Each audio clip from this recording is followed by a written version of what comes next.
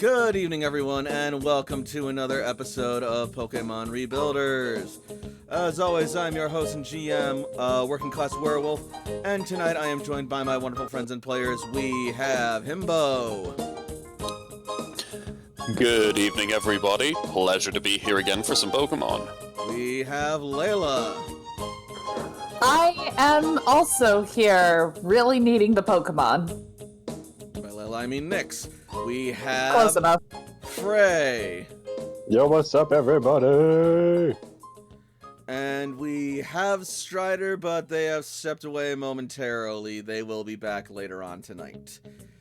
In any case, we have received their permission to start without them, so on that note, how we all doing this week? I know we had some Hunter fun shenanigans last week, but now we're getting back into Pokemon. How we all feeling?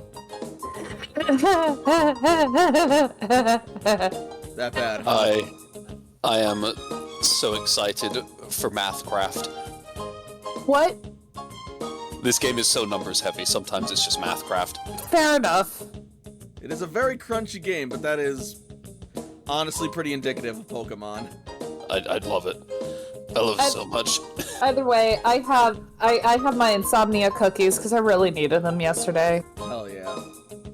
Alright, by the way, real quick, as we're about to get started, I assume we're gonna do both of the things at the same time? Both the encounters, yes, we'll get to those in a minute. They'll be happening, concurrently, but they will be treated as two separate encounters. Yes. Right then.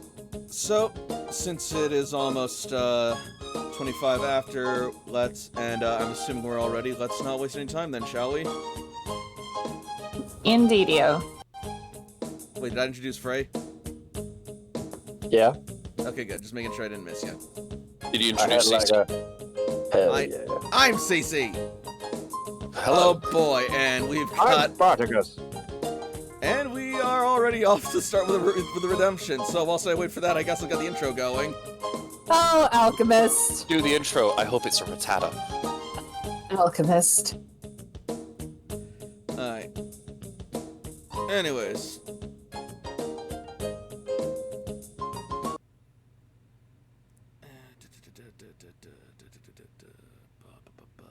Here it is.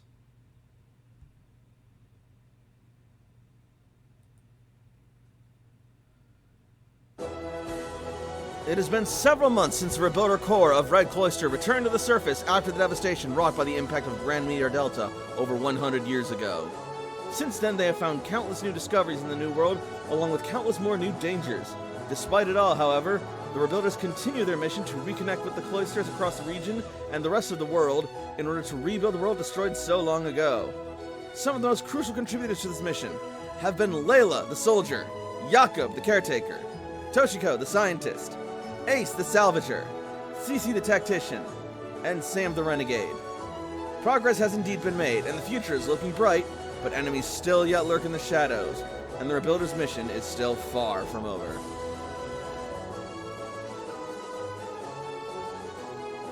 On to the recap.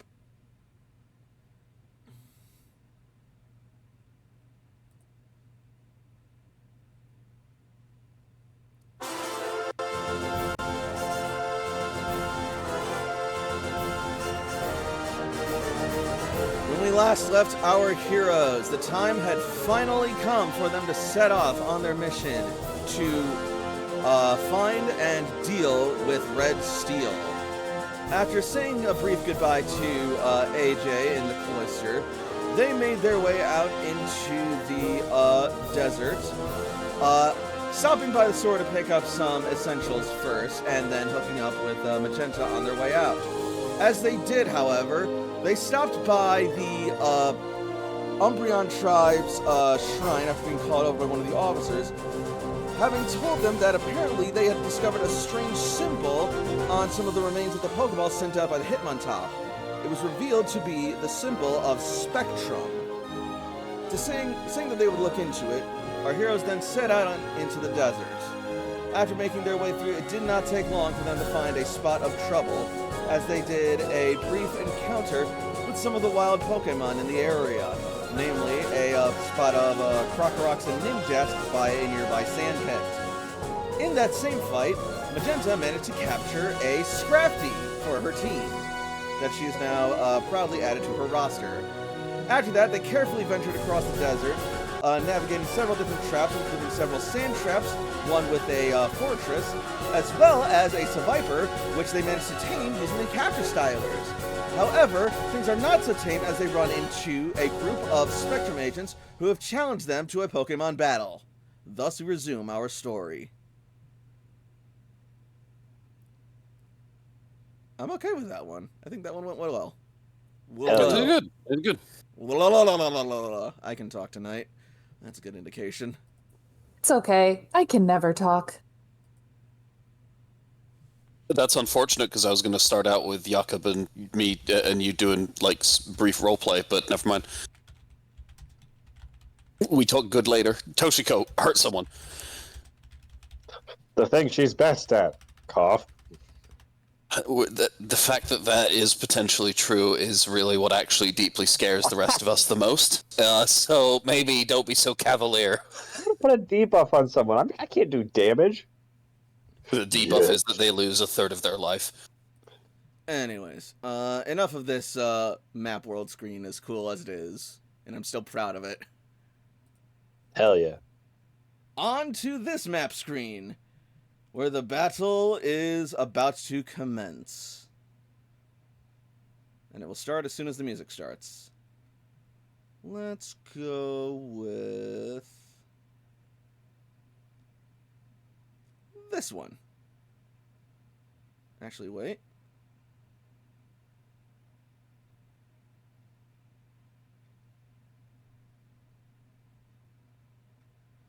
No, let's go with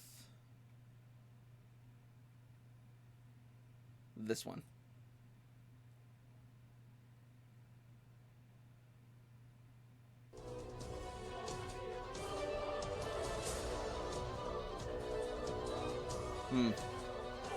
Might be a bit much, actually. A little intense. Yeah, a little bit. That's more like boss fight. Yep. Alright, yeah, we'll go with my first choice then. No, we're going to beat up some children in the desert who think they're hot shit. Like, that's a different fight. Yeah, this'll work. There we go. Alright, first up, Toshiko! All right. Oh, wait, no, shoot. This is the wrong fight. Never mind. First up's gonna be Hitmontop. Nice. Oh, I thought they were going concurrently. They are going concurrently, but I'm not gonna... But I'm counting the initiatives in two separate battles so that it doesn't get all intertwined and tangled up. Okay. Gotcha. Go ahead. So I have to jump between the two fights. Haha, that means I get to go sooner.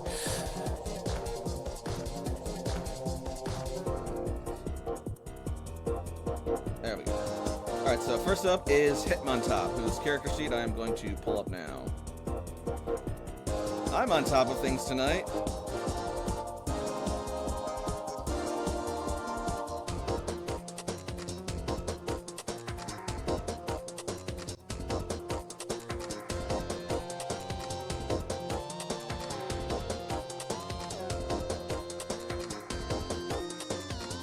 There we are, Spectrum Hitmontop.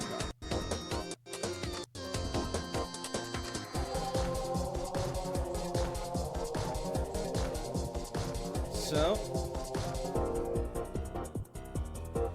barring any priority moves, Aside from orders, nope. Hitmontop is going to open up with a triple kick against Bouffalant.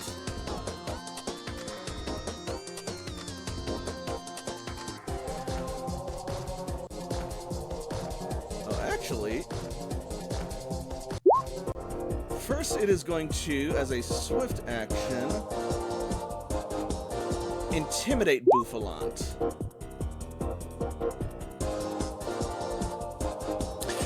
You are going to need that, so that's pretty good. That's good. And then it is actually going to attack both Charizard and Bouffalant with triple kicks using its special ability, Whirlwind Kicks. Alright. And now to determine the damage base. It's extremely thematic for the character. Right. Like, you can't be mad. So, it's going to shoot Bouffalant a glare that's going to... Oh god, that sucks. I believe only one of them hits. Yeah, this is going to be ass damage.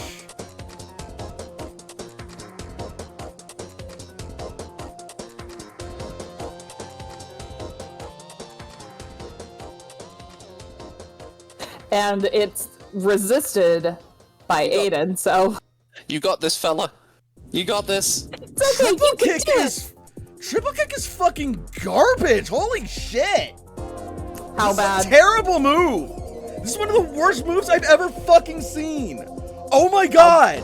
This How needs to bad? be errata! I prefer to think that that's the team's satellite agent saying that out loud as they frantically look at their poker gear. All I heard was erotic. Errata! Errata! That was not correct, what you heard. Clearly. And I'm sitting here like, guys, I'm the only one that should be hot and bothered. I just got out of the Oh shower. wow, even with stab, yeah, that's bad. Alright, super effective. That's, Yeah, it is. 42 damage to Bouffalant, and Charizard resists for, dropping that down to, Charizard takes one. He takes one hit point. Bouffalant took 21 damage. Alright. Also, that tracks for me, that being the first thing I say on stream. That you heard erotic. Yeah, Stop like, did you already say erotic? posting on main. Not even trying. Also, welcome to the stream, Strider. Hey, thanks. Sorry, thank you for dealing with me suddenly feeling super gross and having to shower. Dealing nothing. You take care of yourself, dude. It's fine. Be clean! My room also smells like white tea, and it's quite delicious. Oh, that Hell sounds... yeah. Alright, Charizard, awesome. just go ahead and make this fight an even bigger farce. Alright, Aiden... Charizard just reaches down and picks up Hitmontop with one hand. So, Aiden is actually going to, like, disengage... It was right here. It more like... I'm pretty sure it'll work. If it's a cone 2, it'll hit both of them. Aiden is just gonna do a, air cutter. Alright. There we go. Thank you. I don't know how you got the triangle, but it's wonderful. Yeah, I'm probably just like... Never mind. Alright, so... Aiden goes for an air cutter, however, Hitmontop is able to rotate its body to blow with the breeze, as Gothitelle uses its psychic abilities to deflect the slashing gale. Okay, if that's the case, then, Charizard is going to go ahead and intimidate Hitmontop back. Alright, Hitmontop will lose a stage of attack.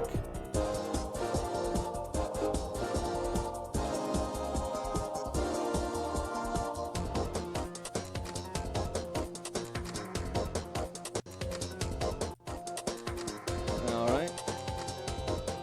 Orders are continuing to be issued. Up next is Gothitelle.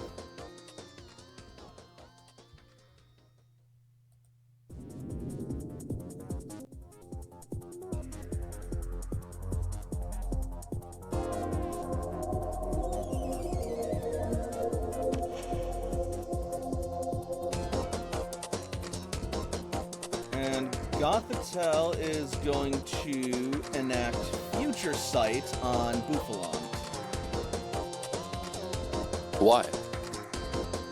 Future Sight has always been a weird move to me. But Yeah. why?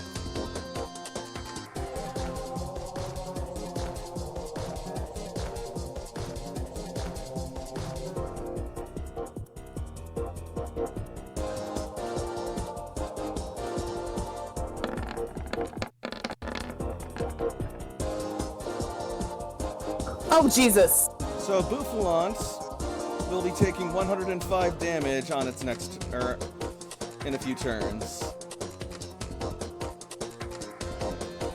At the end of the user's next turn. Oh, At the end of shit. Gothitel's next turn, Boufflant's going to be taking 105 points of damage. Not bad. Special damage, anyway. Alright. Is it Boufflant's turn? Yep, Ashigar's up. Boufflant moves here.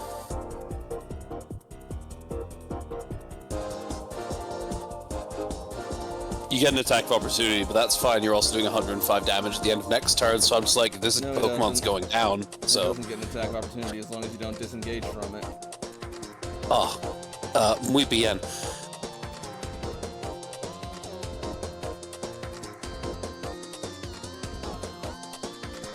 This is not the birthday crit that I requested.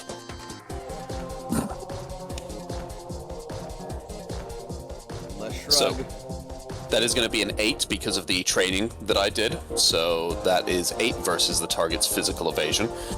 And because it is plainly perfect, that max is the DB plus the attacks. That is going to be 109 damage to both of them.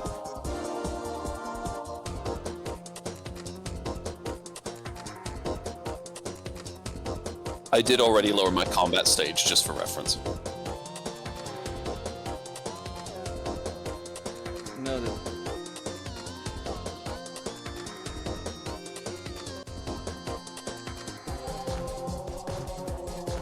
Jakob and Layla, anything on your turns? Also, how much damage was that? I'm sorry. 109. Ow. The 25 base, the 24 from the strength, which is 27 minus 1 combat stage, and then the 5d12 is maximized. Oh wait, I forgot it's plus 5 because it's a normal move. 114, sorry. 114. Okay, sure. The math checks out. This Pokemon dead next turn, like, I'm just going in. Man, I wish Dragon Ace could be this cool. Then I would have taken it. Normal Ace is actually probably not okay. Okay, and Roll20's glitched, so I'm gonna refresh my screen. Because I got a fucking stuck fucking dice box here. It looks like Magenta's gonna get her shit rocked by the horse. Oh, that's just Hildy. I was gonna say, I hope not. Like, we'd turn around like, Hildy, no! So let me see if there's anything that the Spectrum Agent's abilities can do about this horrible, horrible damage we're about to take. They could have not used Future Sight, but this, it seems like something that was a problem last round.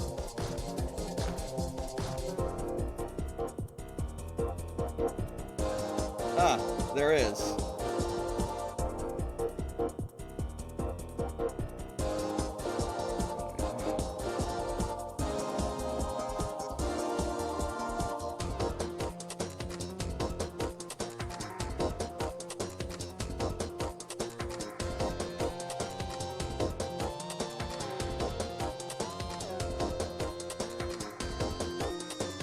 Alright, I'm gonna start. Alright, so 114 you said? Yes, sir, that is correct. Let me know if you need me to run the numbers again.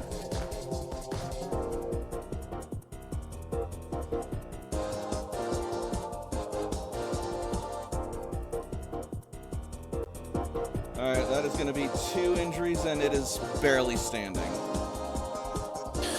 It's all adjacent foes, it's both of them. Noted, I'll apply that to Hitmontop as well then. Woo-woo. Like I said, as soon as you know your Pokemon's taking 105 damage next turn, whether it's in its Pokeball or not, you're just like, I'm gonna squeeze every bit of juice I can get out of this orange right now.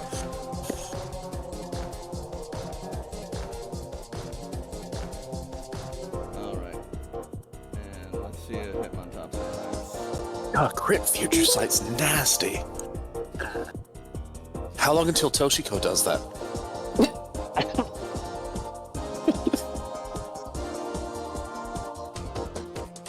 It's not in the build, I'm sorry.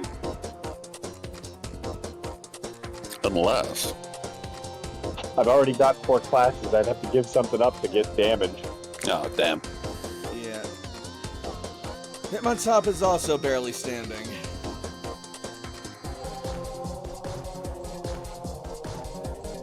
Man, I should have just let Jakob take care of this. He doesn't need Layla. They should have not done 105 damage, like... Alright. I don't think Buffalon getting out of 105 damage.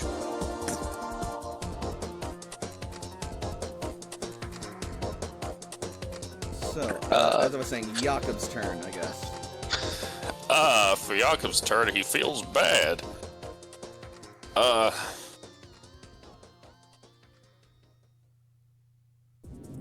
Yeah, no, I don't have anything right now for my turn. I did my orders as moves at the start of combat, that's me. Alright. And Layla. Aside from maintaining brutal orders, nah. No, it's good.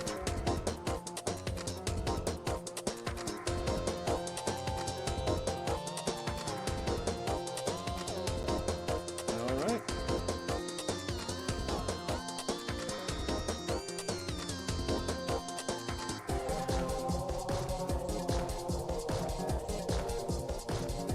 Then, next up, we're gonna jump down to, Toshiko and Sam, who have decided to,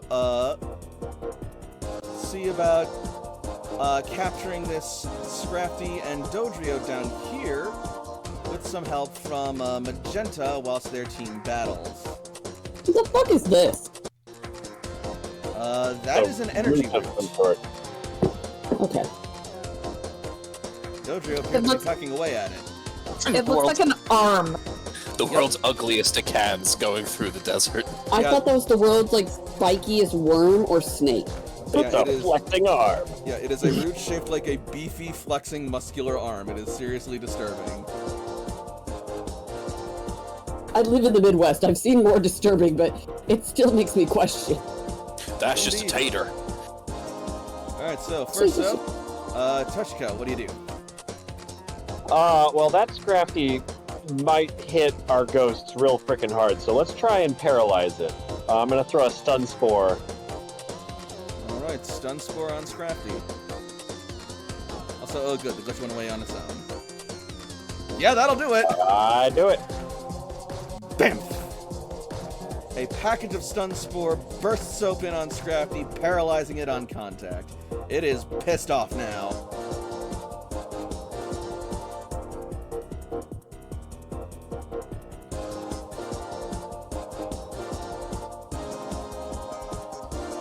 Alright. And that's going to lower its initiative down to 7.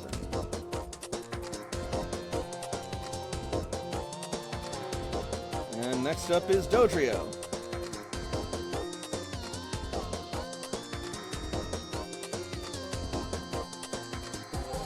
Dodrio is going to look up, seeing the commotion, and suddenly get into an aggressive posture.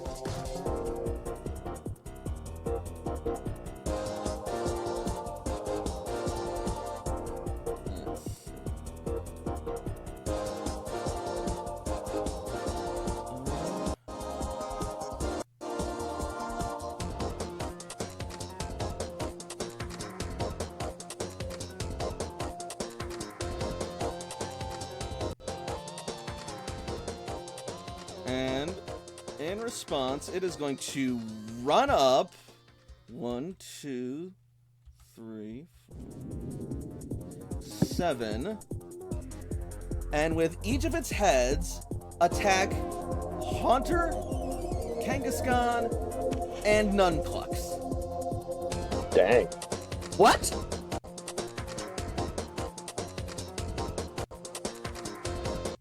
Using its special ability, Trinity. That's rude.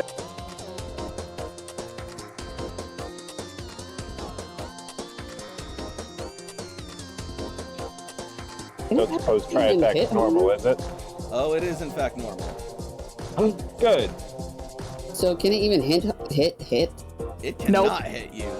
So it's only hitting Torchic. Poor Torchic. It's looking really scary, but on Astaroth and Morgana, it's just whoop. That will, however, break Morgana's illusion, I believe. If I don't take damage, I don't think it does. Yep, illusion only breaks if damage is taken. Well, never mind then. So, one head is going to peck at Astaroth. Phases right through. One heck is going to peck at Kangaskhan. Alarmingly, phases right through. And another head is going to peck at Torchic, and that is going to land, unfortunately, for 52 points of damage. Whenever the damn. user is hit by a damaging move, the illusion is destroyed. The user may also dismiss the illusion as a free action. Well, it is Great technically... idea to get on me. Okay, this is a little weird, because the move is technically hitting, it just doesn't have any effect, and it is a damaging move. Focus. You're good. DM ruling? I mean, that's... Yeah. How do you want to roll it? We can look up the rules later. There's probably Yeah, not going to be there's any something. official rules, because it's a fan-made game, and this is weird wording situations. I'm gonna say that the illusion stays for now. Nice. Anyway, oh god. Poor Nunclux. Hopefully you survive this.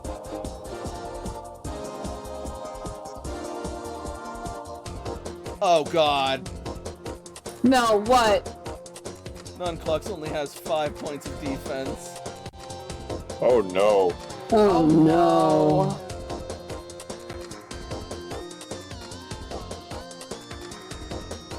7 and...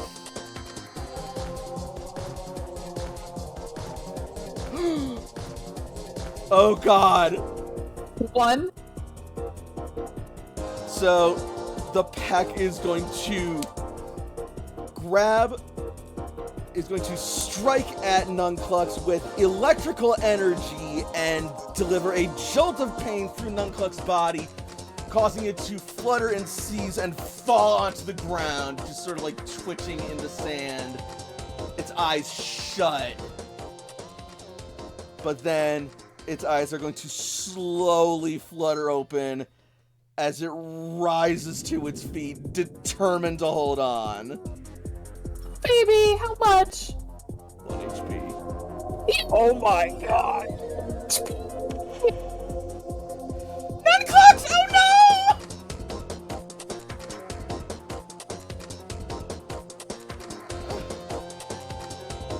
But it now has 2 injuries.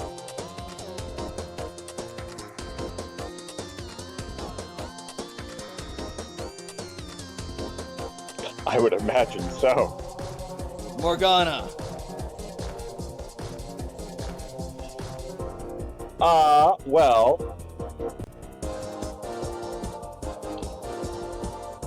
Well, there's a lovely dude right in front of me. Let's see, that's a physical attack.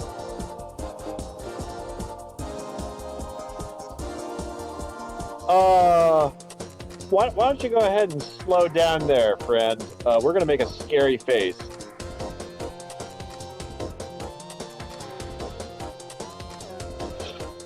So, one head just phases right through Morgana, and Morgana just sneers and roars right back. That is It's going to be very -2 scary. speed stages. Dropping it down to 17 initiative.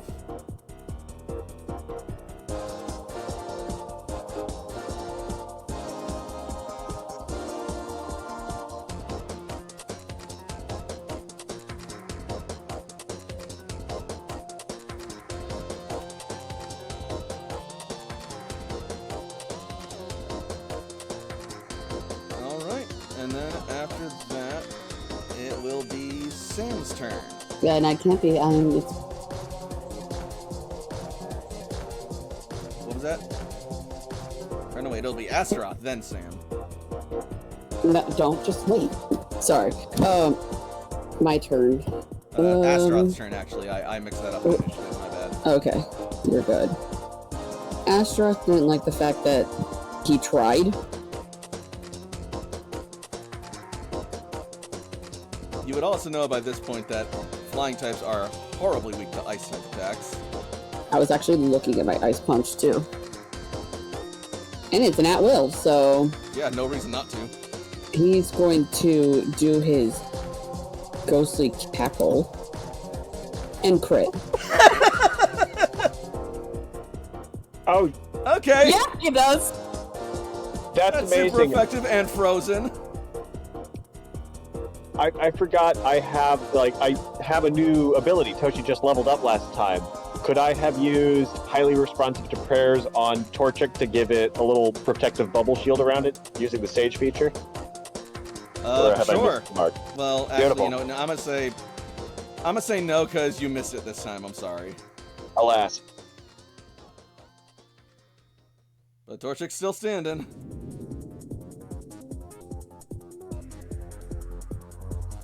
Alright. Now Sam's turn. Sam is going to throw... Oh god. Hold on. He's gonna throw the ghost type is what he's gonna do. That was 45, 22, that was 67. damage. Nice, 67. For physical. What do timer balls do again? Timer balls get more effective the longer a fight goes on. It is currently the first round, so... Yeah. And then premier balls. Premier balls are basically just Pokeballs, but with special color and I think a little more effective. I don't think they're any more effective. I think it's Yeah, no, just they're the basically just color. like special promotional Yeah. Pokeballs. I just had to know because I didn't write the description on either. I'm going to throw a great ball. This fucker. Dodrio? Mm-hmm. Okay. Wait, Dodrio or the Scrafty? Scrappy. Oh, okay. So this Scrafty, one, my yeah. bad.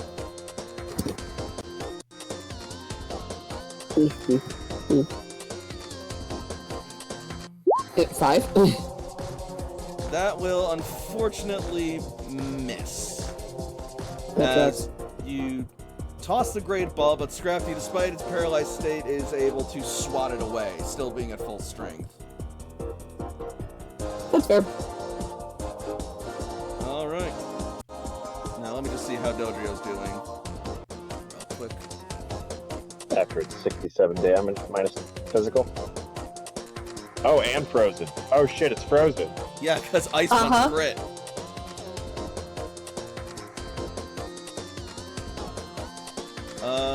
That is going to be 2 injuries to Dodrio.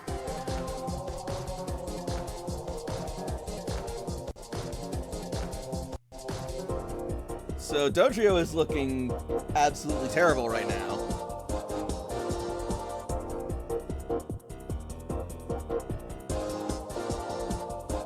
Alright, up next is Magenta, who is going to use her turn to switch out Nunclux. I'm sorry, Nunclux, but this is just a little over your head. It's still experience earned. Yep.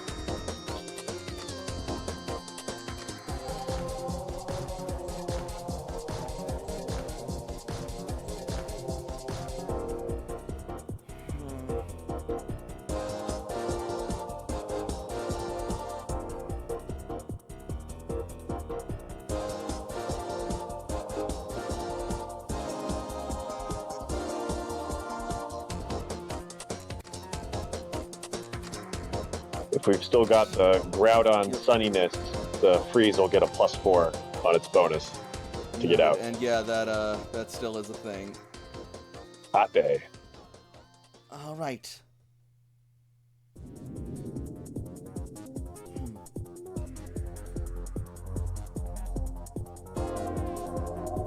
Okay. Go mincemeat!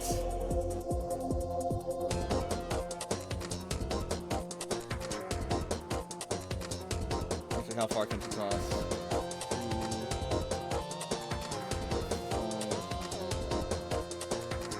5. Either way, this will probably be fine.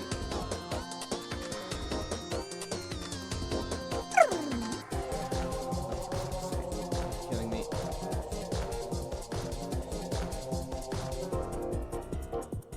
Alright, sorry, I gotta refresh Roll20 because it's just hiccuping like crazy right now. Dang.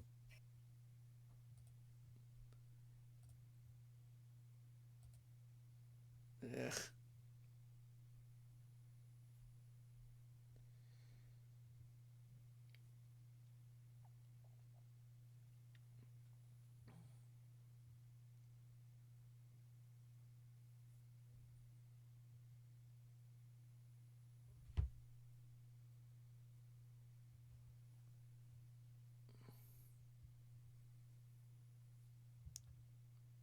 Sorry, everybody. You're good.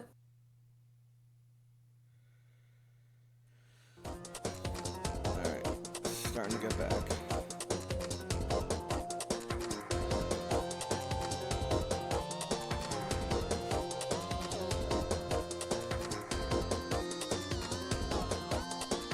Yeah, we're not exactly Dimension 20 or Critical Role here, but we do our best. We have fun.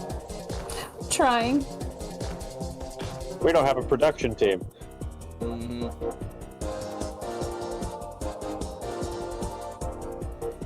Alright. And mincemeat. Coming in hot.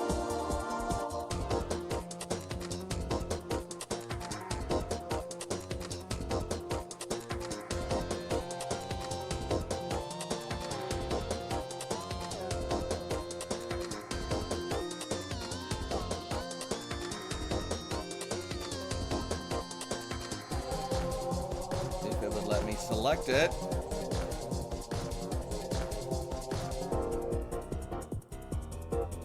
There we go.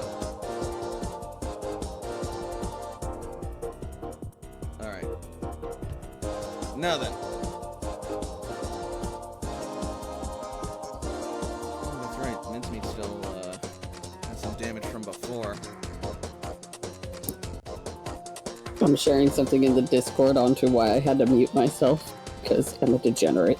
It's all good. Alright. You're in good company. Okay. Mincemeat! Go for a fake out! And then it is going to zoom forward and do a fake out strike on Scrafty.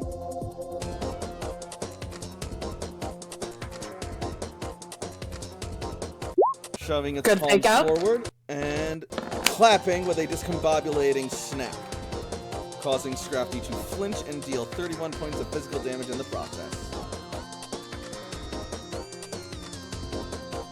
Damage that Scrafty seems pretty easily able to shake off.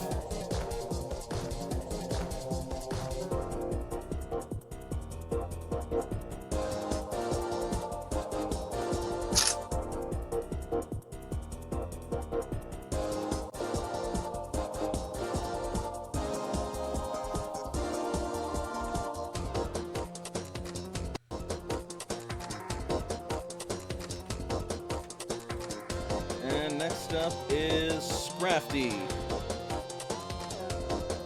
who is going to shake its head, and then, as it sort of like struggles to move, its body is going to start cracking and sort of like tearing open.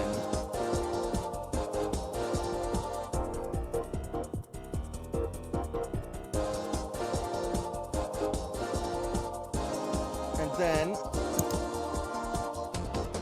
you will see it sort of rip free of its old damaged scales and step out into a new and fully fighting fit form as it sheds its skin, curing its paralysis. Well, shit.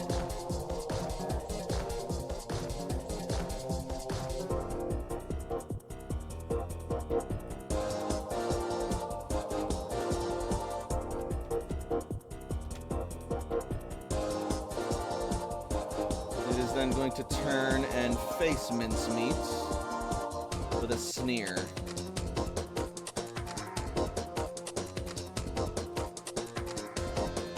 And then Scrafty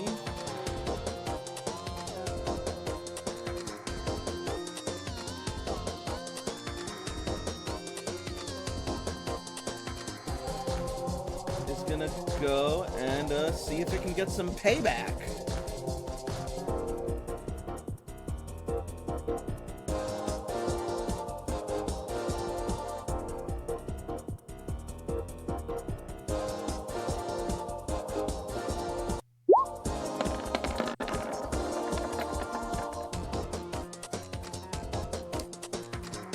That misses. It cannot.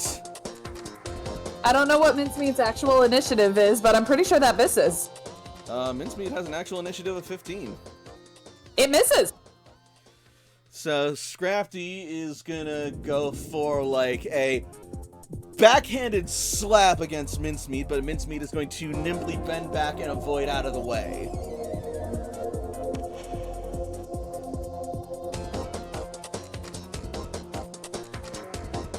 Top of the round. Anyone have priority to declare? Aside from orders, nope. Alright. Then Hitmontop is going to go for a Mach Punch against Bouffalant.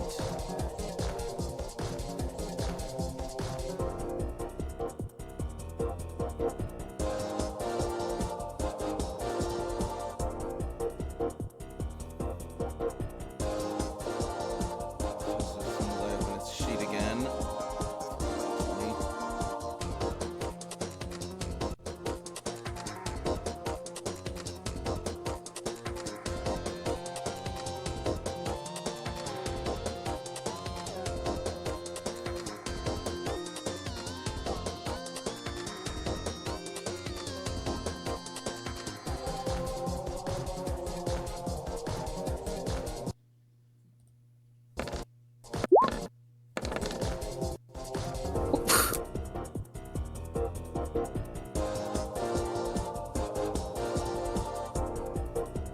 So, plus 21, that's 63. That's going to be 63 points of damage against Bouffalant.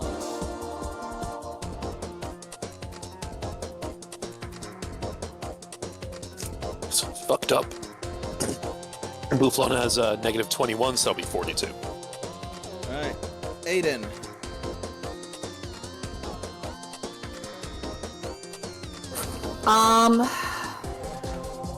Bouffalant is now injured. Really? Just under half health by 1. It's Was it fighting hit against before, normal or- types. Layla, what do you want? Oh yeah, that was the second time it got hit. Well, it didn't Yeah, hit. that's right.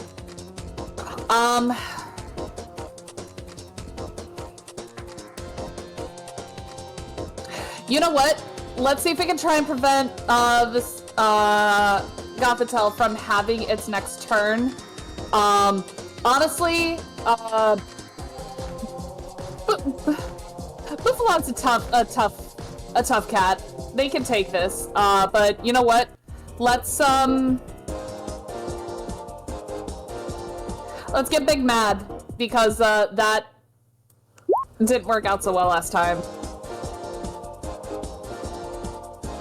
And then we'll try another air cutter. So activating Prime Fury to become enraged. All right.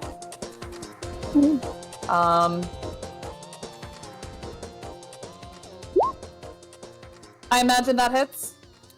That will hit, and then this will happen. Oh.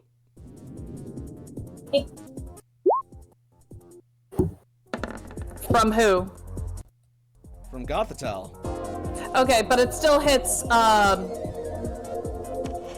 It still hits the It would have thing, to all- right? It also does take damage. Yep. So 46 minus special defense.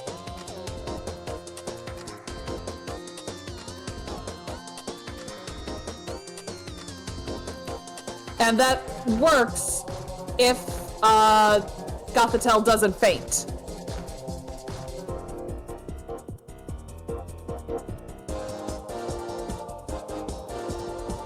All right. So the important question is Gothitelle still standing? If it was resisted one step further, that makes it 23 minus special defense. What? Yeah, the Spectrum Aces are Taskmasters, and it has 3 injuries now. Because of fucking course it does. Alright, so is it enough to, is it enough to take it down? I'm calculating.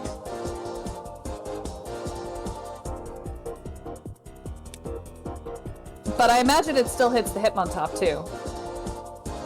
Oh, actually, If it hits the Hitmontop, it's also going to hit Bufalon, right? Yeah, unfortunately. or actually Spectrum Gothitelle should have gone first because it's hardened now. Oops. Oh well.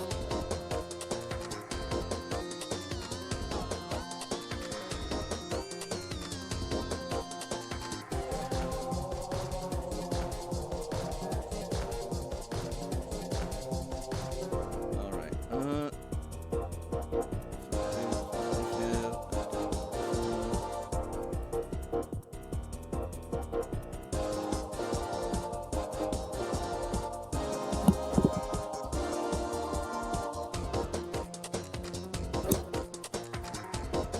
sorry, I have to do a lot of calculation for this. You're good.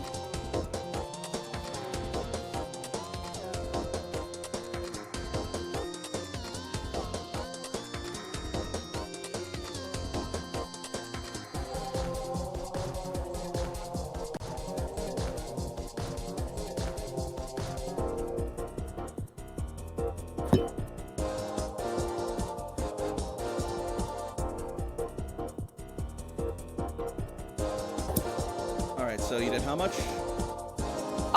So the base total, it was 46 damage.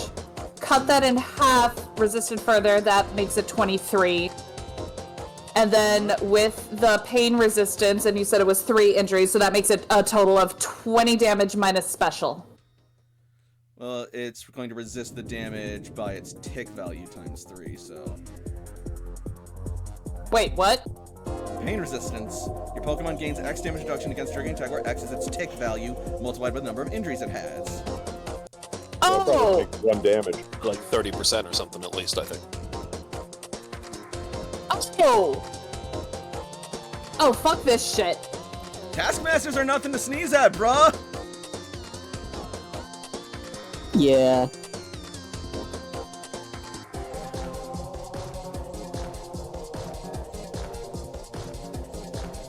Remember fucking Steelix? Don't fucking remind me. Okay, so it Alright, takes so 1 yeah. damage. Yeah, it takes 1 damage. Okay, and then with the mirror, so basically Charizard takes 2 damage. Honestly, I might not actually do the mirror, with that calculated in. No, wait, I already said I did it, so yeah. Yeah, Charizard takes 2 damage. Whatever, fine, fuck it. They're Alright. not technically. Okay, and Alright. Hitmontop? Hitmontop is going to be taking the full, brunt of that, so... Cool, it'll be down. Not necessarily. Alright, so what's the damage total? Okay, Super so this time it's super effective, so plus 23, that makes it nice. Nice. 69 minus Oh. special defense. I'm gonna put my weight behind the previous statement if I think it's down. Alright, reduced by pain resistance. That'll take some damage off of it. By its tick value, which is currently at 2 injuries. So minus 20 there. So 49. And then special defense.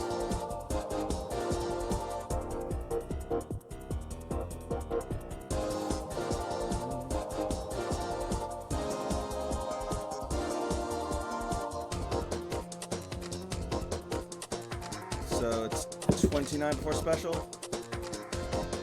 Or how much? It was 69 before special, and then 20 damage resist would make it 49 before Got it. special. Alright. 49 special.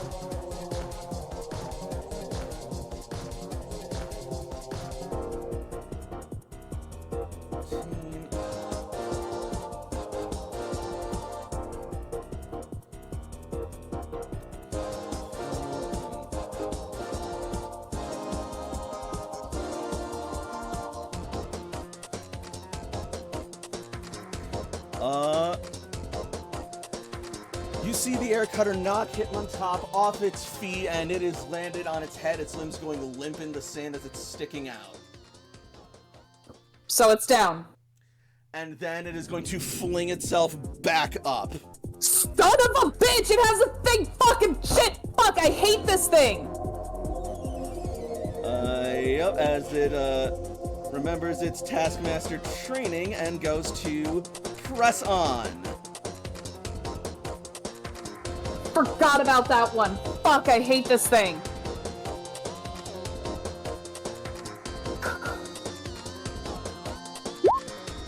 And this is the basic Spectrum grunt. Damn.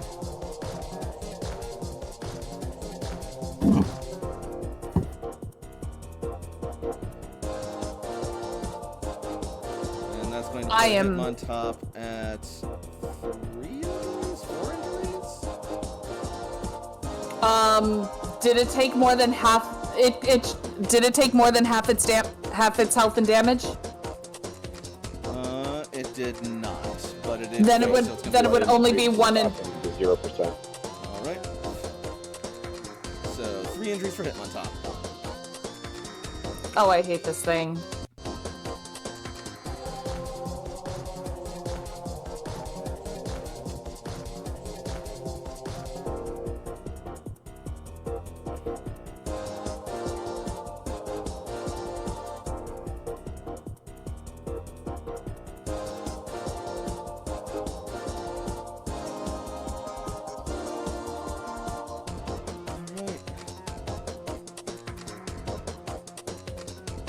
And then after that will be the Spectrum Aces.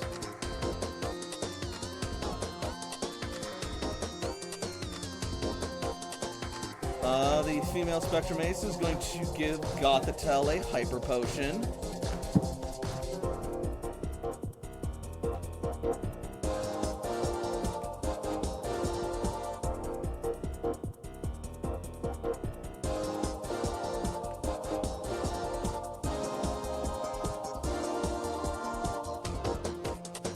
And the male Spectrum Ace is going to maintain orders for now.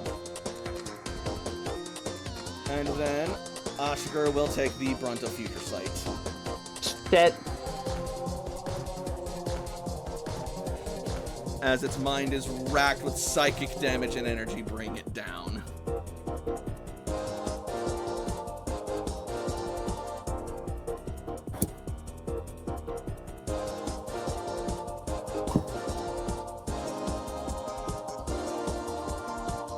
And now comes Bishop, who is allowed to take a Pokemon turn. And I thought I had them selected for initiative, but I lied. Here we go. Let's try again. Alright, it is still going to be Bishop's turn either way, but just wanted to get them in initiative. Mm-hmm.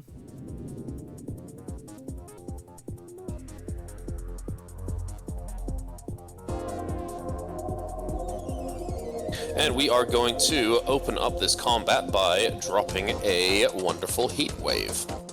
Oh, they're perfectly placed for it. Mm-hmm. Delicious. And that Gothitelle already used a Mirror Coat.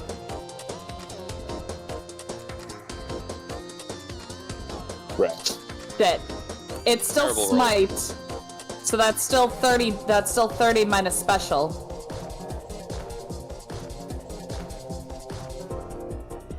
But I think with that pain resistance, that's... Yeah, that's going to be -1 from Hitmontop, as it just sort of like endures the heat wave. No, it's against triggering attack, not everything on the turn. They could spend another action point to do it. Keep Yeah, spending. Oh yeah, they have to... it's per source of damage. Got it. It can't. Sorry, once per scene per Pokemon. Oh. Yep. And have they... No. Hitmontop had... Gothitelle used the pain resistance. Hitmontop... Did Hitmontop? Yes, it did. Okay, Stop never use mind. Pain resistance. Never mind. Yeah. And Gothitelle is also not really phased by the sudden heat wave. Very strong special defense there. Naturally. Cool. Terrible roll. So now it is Jakob's turn.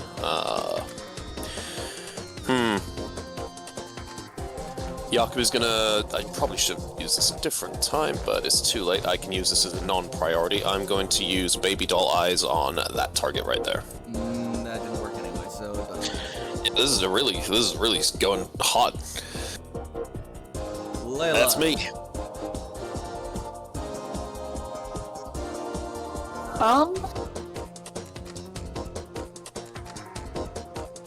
Aside from maintaining orders, I don't think Layla kind of, at most, Layla is like gauging the other two Spectrum agents, All right.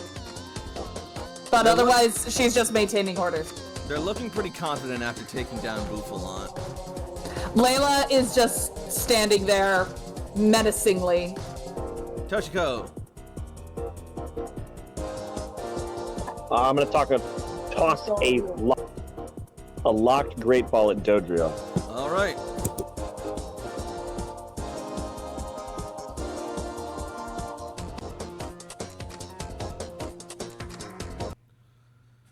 Okay. All right. So great is 10, lock is 10, level is 29, is 49.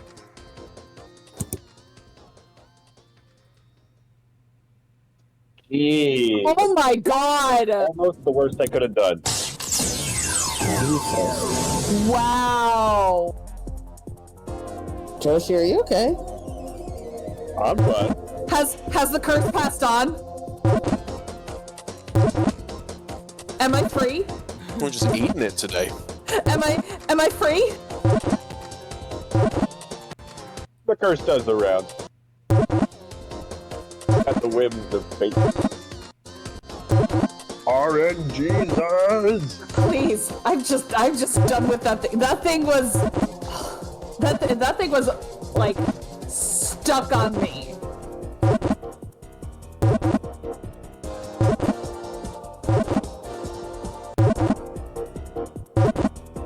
I was trying so hard to find some kind of simile that would work for it, but by the time I figured it out, it was way too late.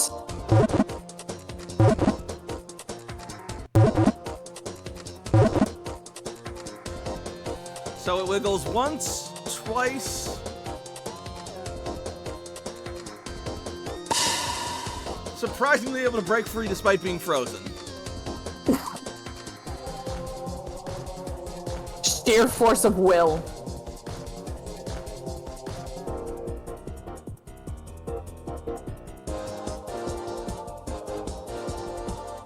Alright. Next up is, does Frozen reduce Dodrio's initiative or something? Or no, wait, it got Scary Face. Never mind, now I remember. Morgana. Yeah, Morgana. Let's go ahead and let's Swift. Let's Swift at Scrafty. Dodrio's frozen and can't. Yeah. Swift. Alright. That's a smart choice.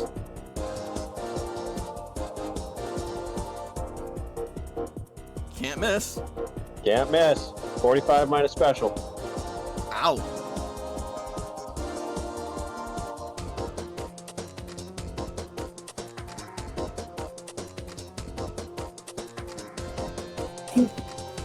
Alright, and with that, the ice is going to break and Dodrio's going to go down for the count. What? Scrafty. On Oh, Scrafty. Sorry, I thought you meant... I don't know why I thought you said Dodrio. Scrafty. Okay, never mind. Dodrio's going to stay right where it is then. Never mind. Correct. Sorry about that.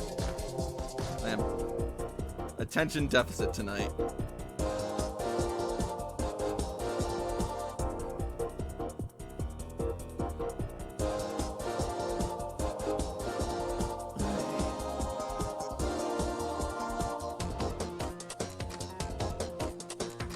There it is. Oh, it's correct.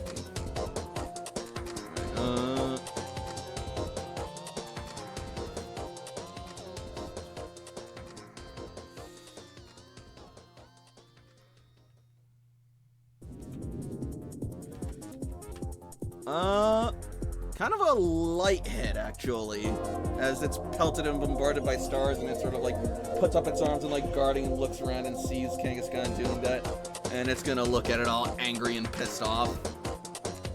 Uh-oh.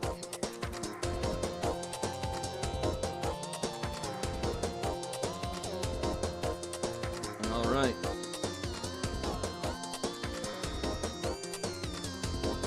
Astaroth. That's him. That is him. He's going to do things and stuff. Oh, I'm sure he is. Fuck you, frozen bitch.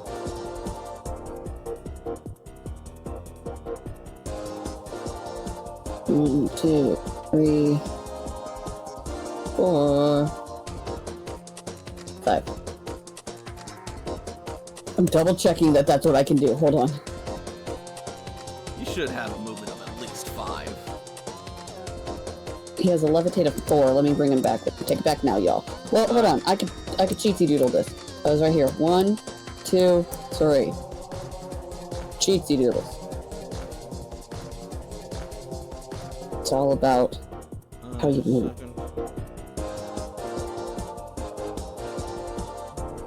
He has the levitate ability, right? Yeah. So he should actually have a levitate of 6, because that boosts his natural levitate. Well, shit. Okay. Boom. Changed it.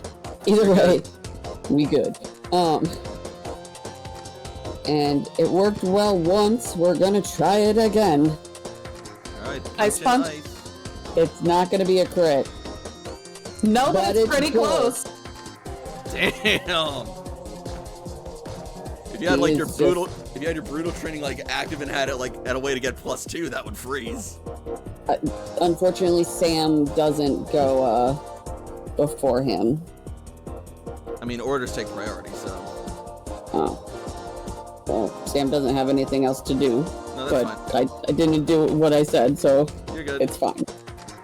Either way, yeah, that's gonna be neutral damage, and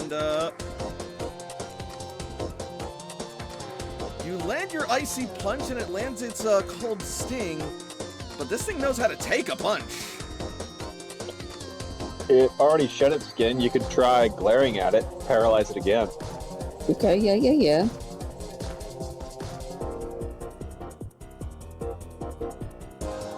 All right. Or you can go up and punch it. Sam. Let's knock it down a bit and use glare. So paralyze it, and the target loses 2 speed combat stages. You're gonna have to move down a square for that to hit. Oh, that's fine. Yeah. Alright, yep. And with just it being in range, yeah, that's gonna paralyze it once more. Stellar.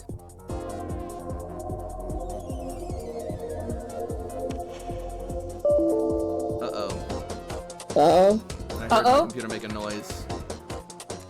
Okay, OBS has quote-unquote crashed, but it's still running, so I'm not gonna... Yep, nope, it's still going. I'm just not gonna touch that.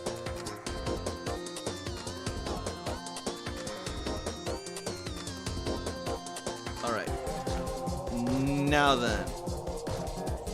Also, worst comes to worst, this is still recording. Oh wait, but if OBS crashes, it does... Never mind! I'm not gonna work it out. Moving on. So, paralyzed Scrafty and,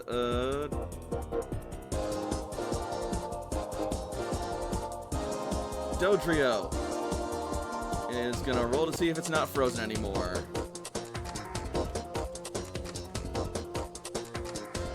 So it needs a 12 or better. Yes, because it needs 16 and it gets +4 because it's sun.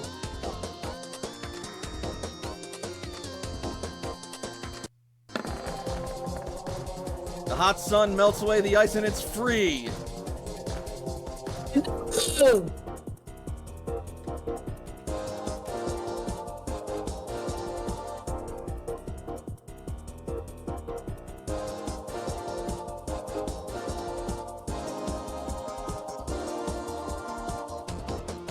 Alright. Mincemeat. Why is mincemeat on here twice?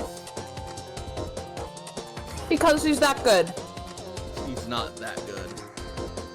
He does his best. Alright. Next up is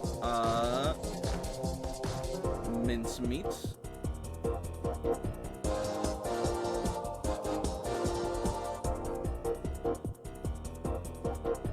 And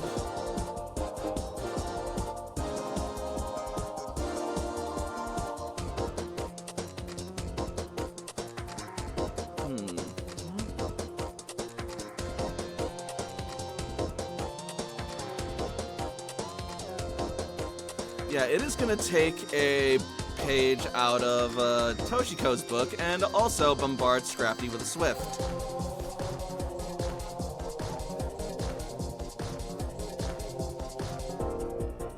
Oh, wait. We're going to go with the second one because that one I rolled special. My bad. Damn You it! insist. All right. I'll let it have the crit.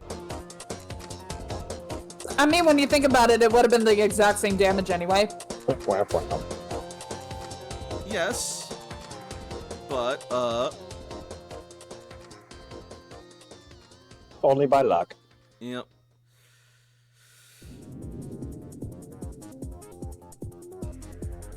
It is going to then deal 35 points of special damage to Scrafty.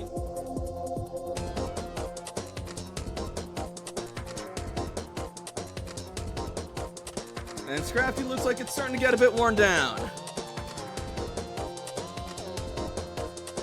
Fine for catching.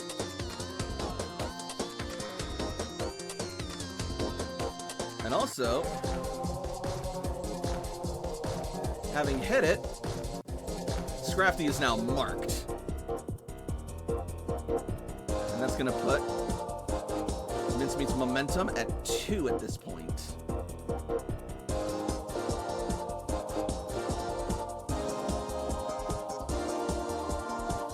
Now it's Scrafty's turn.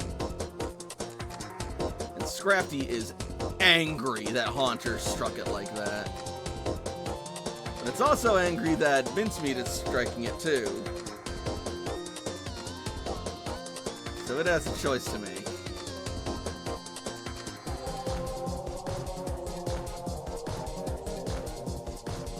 Morgana sticks her tongue out from behind Dodrio.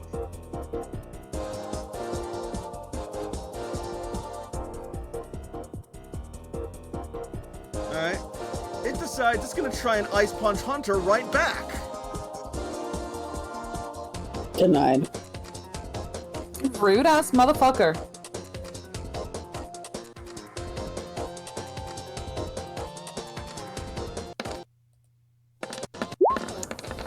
Fair.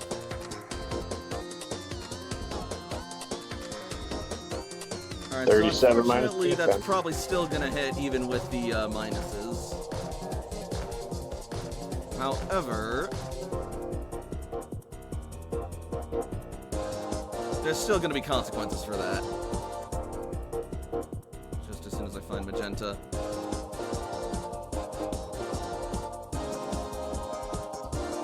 Baby girl's right here.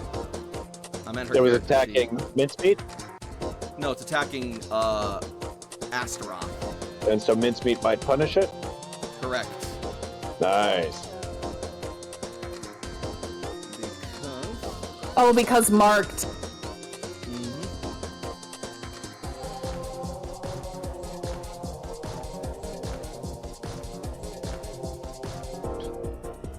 That was one of the things I liked from 4th edition Dungeons and Dragons.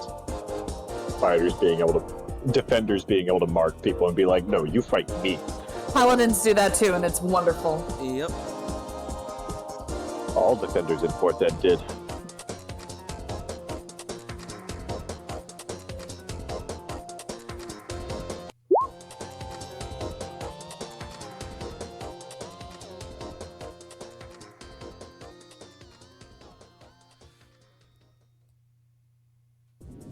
Oh, hang on a second.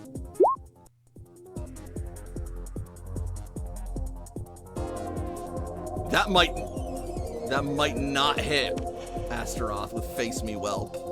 Oh no, wait, that's damage rolls, not act.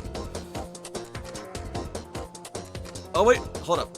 So, typing skill is gonna be Intuition. Okay, no, that's still gonna hit.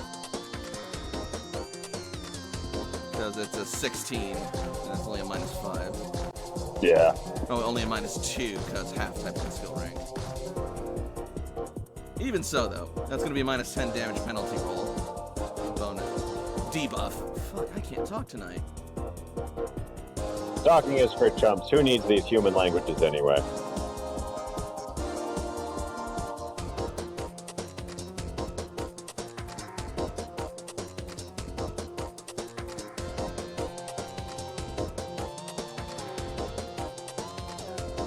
Close quarters.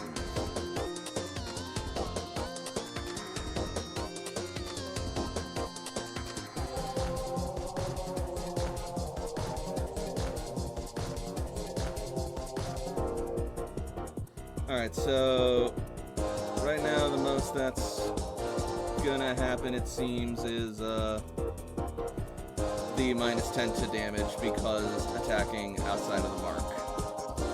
Nice. So that's 27 minus Haunter's physical defense.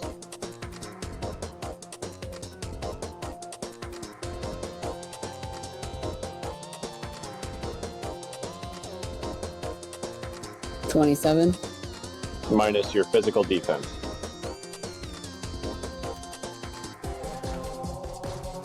$27 minus 11. So 16 damage. What's 100 minus 6? 100 minus 16 is 84.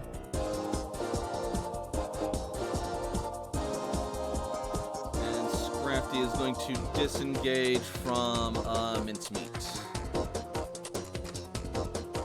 Oh crap, that might also do something.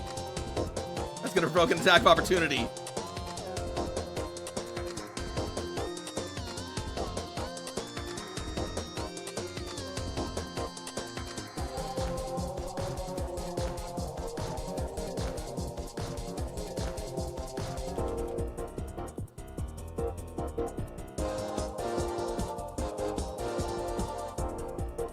Ooh.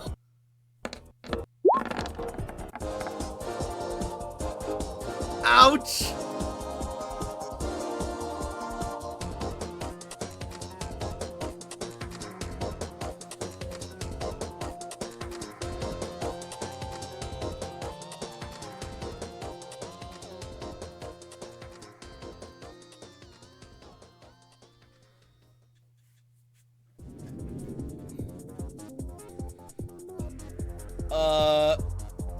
I think Mincemeat might have accidentally taken it down.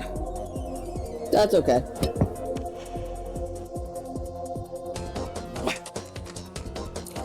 $36 minus physical. But it also shifted away, which... Oh no, wait, I don't think it has that ability, never mind! Sorry, I'm an idiot. This is a waste of time. So it's still standing. That attack doesn't happen yet.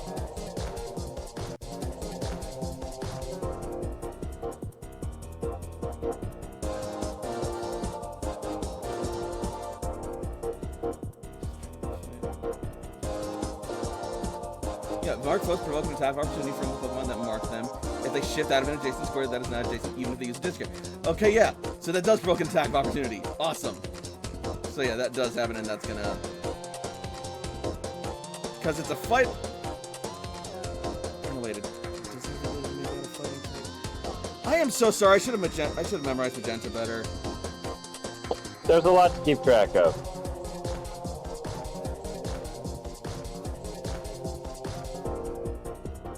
You could just call it normal type. I feel like anything Yeah. that gives you the option to be a different type is an option, not a must be.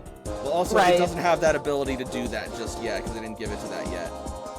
Give that to it yet, my bad. All right, it's so a it normal is. type move. So it is still standing, but it's taking a chunk off of its health from that. Alchemist A has shit- redeemed Hydrate. Thank you, Alchemist. I probably need that. I don't have a drink. That's It's not okay. how the rule work. I have 2 drinks. I'll drink both of them. Thank you. Shay's taking the hydrate for me. So it's This is how going the system started. So it is going to try and just sort of like nimbly shift away from Mincemeat, but Mincemeat is going to whirl around and deliver a swift kick to the back of its skull as it stumbles forward away from Mincemeat and around Astaroth. All right.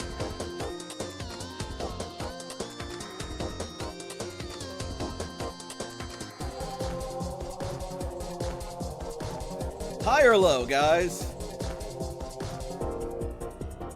Let's do high. I almost never choose high, so let's do high. Hit him high, hit him high, hit him high. You hit This him low. is why I never do high. All right.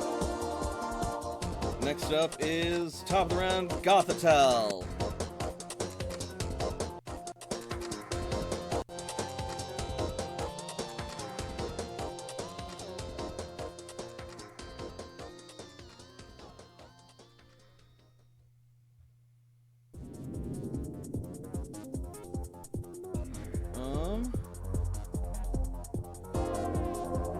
Gothitelle is going to use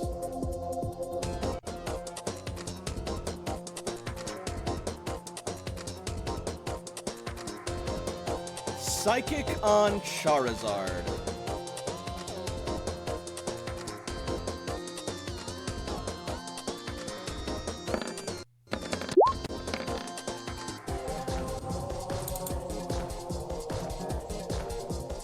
I mean, 62 before special defense.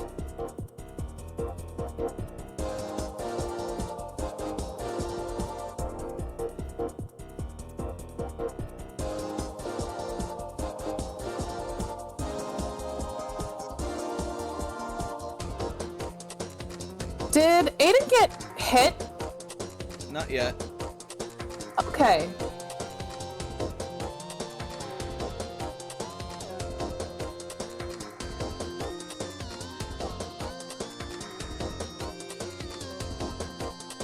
All right.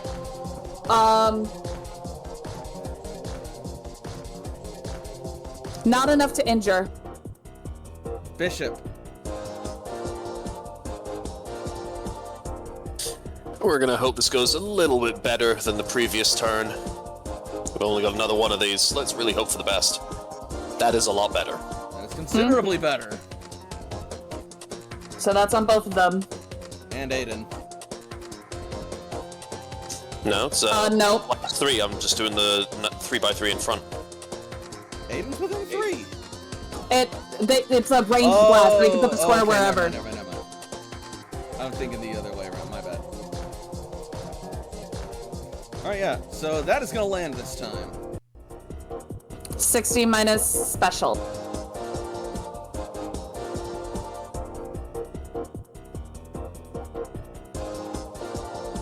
All right.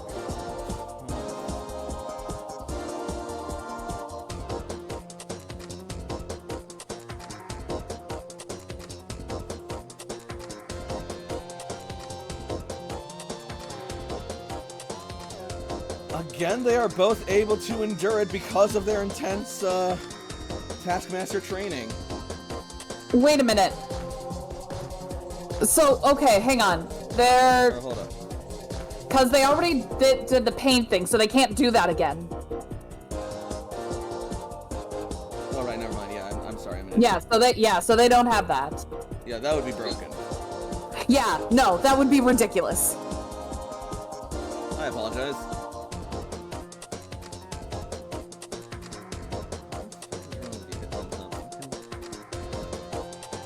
Gothitelle did get the hyper potion, so it's probably doing Right. a lot better.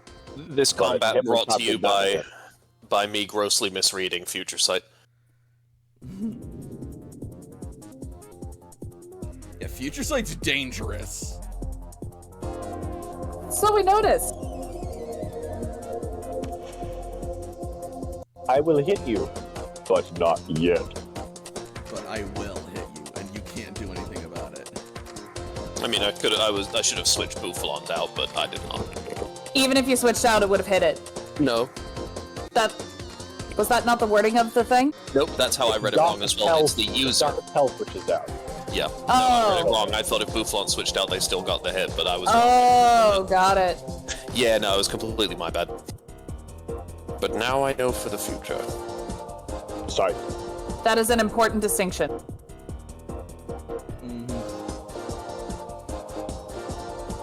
Anyway, so with minus 60 before physical or special. All right, that's Yes. gonna hurt a little more. But Hitmontop is still barely standing. Somewhere between 0 and negative 30. Gothitelle is also standing pretty strong.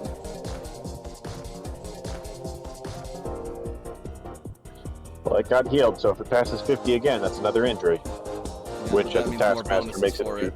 Yeah. I should not have brought all low-level Pokemon. Oh well.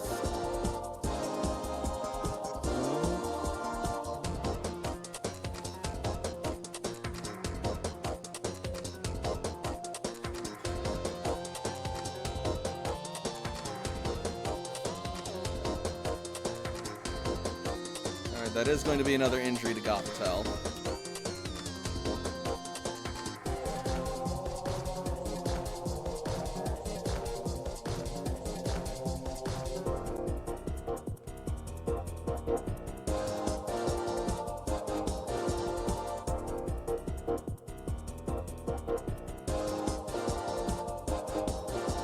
Alright, next up is Hitmontop. Oh shit, it's still going. Okay. Yep. It is going to shift up and use Rapid Spin, hitting both of you.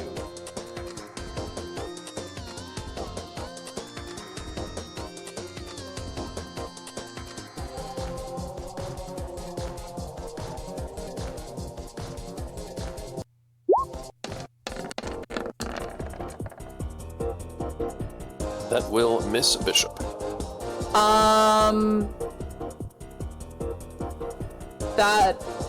That will barely hit Aiden. And that will put him at an injury. Alright. And Hitmontop raises speed one combat stage.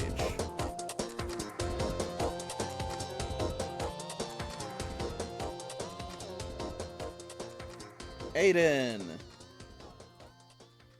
Hang on, calculating.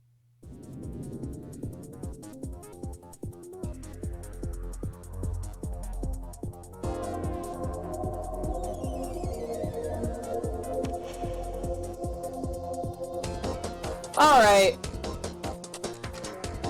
This is...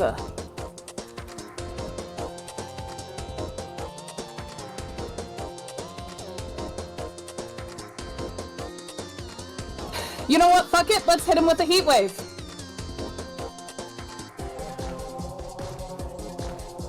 Like, same square. I got heat wave too, so let's do this. I want at least this fucker to die. Alright. Alright, 64 minus special. If that Hitmontop isn't down, I'm gonna eat it.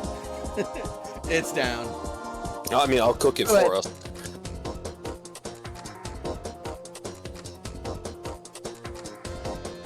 I'm really hoping that they don't send out additional Pokemon. And that's gonna be another injury to, oh wait, 60 Gothitelle? Yeah. 64 minus special. Okay, that's actually not an injury. It's still standing. Oh, wait, hang on. Add 5 more to that. Right. No. And that's more, and actually, hang on. Because Aiden, I believe... Okay, no, he's not quite below a third yet, so it's still just 5. So plus 10 to that, so that would actually be 74. 74.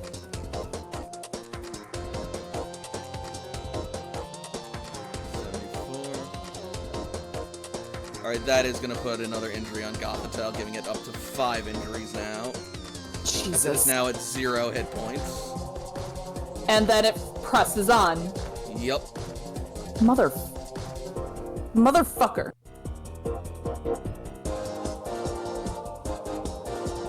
And now that it's at 5 hit points, its next hardened benefit kicks in. There's 5 injuries. So how much damage was that?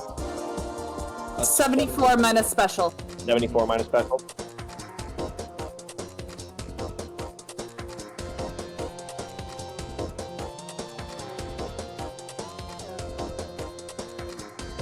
So they are now That was immune really- to loss of hit points, but not damage from all effects. So like Nightshade and stuff like that. And burn and poison. And God, that was such a tremendously devastating misread of Future Sight. Whoopsie. I'm gonna let you when- in on a secret. It wouldn't have mattered. When that happens, Aiden is going to fly forward and engage with Gothitelle. All right.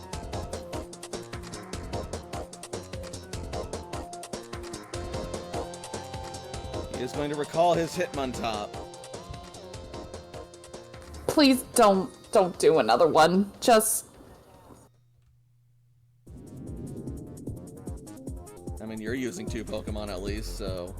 I wasn't planning to do so. I mainly say because I really don't want this whole entire session to be No, just that's this fair. battle. That's totally fair. Jakob. Well, I'm not gonna have Jakob really do anything here. Bishop's the one who's really in the combat, and I don't do combat stuff so much. And again, I'm just kind of like kicking myself in the ass right now, so whoopsie. Alright. Layla, I'm assuming you just do orders too?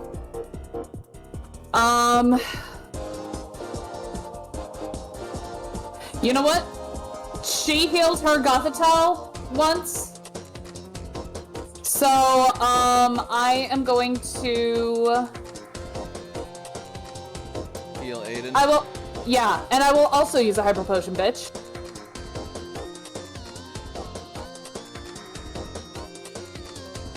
Alright. Toshiko. Alright, I'm gonna delay until after Morgana, who is going to copycat Sam's glare to try and paralyze the Dodrio. Alright.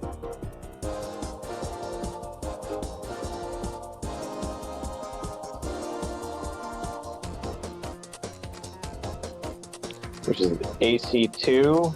Alright, so this is a D20. Yep.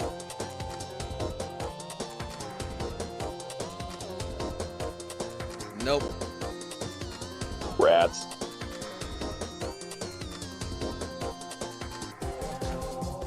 So that's Morgana. Toshiko. Toshiko's still gonna try and throw a locked. Let's throw a locked Ultra. Alright.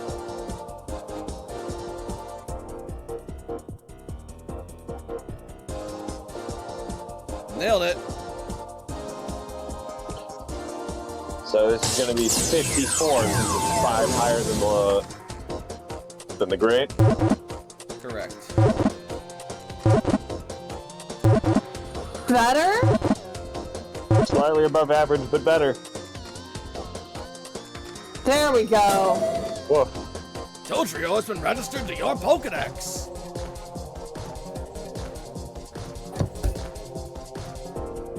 Toshi wipes her brow. Huh.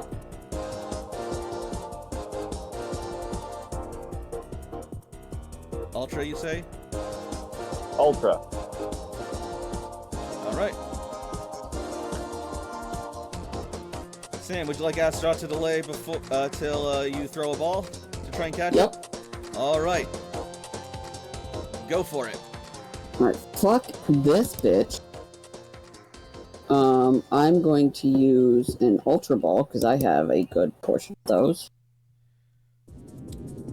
Sensible decision. I would add an AP point just in case. I would do that if I knew how. Just say that you're doing it, and then it adds +1 to the roll.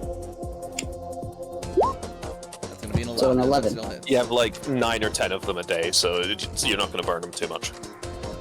And those are per scene. Yeah, they refresh What after everything. Don't worry about it. You're fine. No. What is the So 15 minus level 29 is 34, 44. 44. Minus 44. That's pretty good. please? Well, it's okay. Let me just run the numbers. Agreed. Let him have it. Let it cook. Let him cook. Let's cook. No, wait. Cooking the bird. Cookalin grills. No, I was gonna say cook the bird. No, that's not the bird. Let him grill. Oh no! So Oh, Shay was like, "Let him cook, let him grill." Cook Oh. the lizard. What? Cook the lizard, grill the bird. No. No. Repeat Lizards what and you birds said. are basically the same thing. It's just one has feathers, the other doesn't. Damn, are you the most amazing person I've ever met? No, that is not what it Hey! That is not even Crafty has been remote- registered to your Just- Pokedex. I caught it. Ooh, alchemist recommends smoke the lizard, bake the bird. Smoke the lizard, bake the bird. Alright, that was an Ultra Ball. Yes. Yes, Alright, I had to go back into it, see what was highlighted. cool. So since that's done, we're gonna jump back over to this scene. Okay. Not bad, you guys, but we're not done yet. Just wait till I send out my, and then suddenly you're going to hear the sound of wow, as space seems to sort of distort behind the Spectrum agents. What the fuck?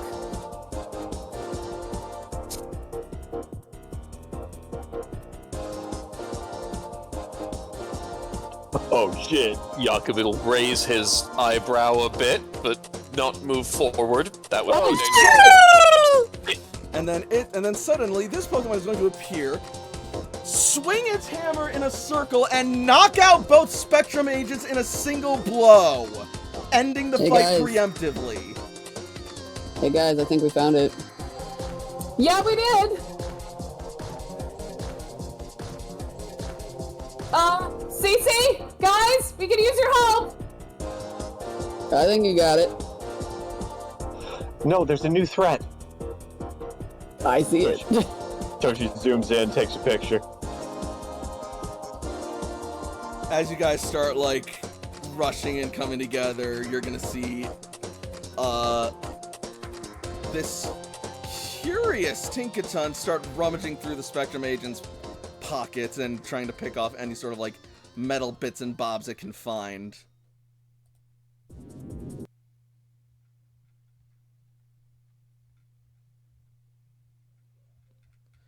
Sorry, just a second.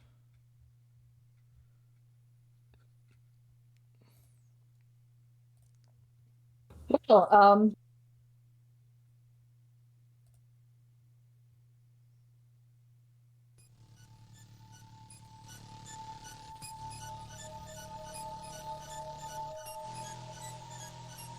All right.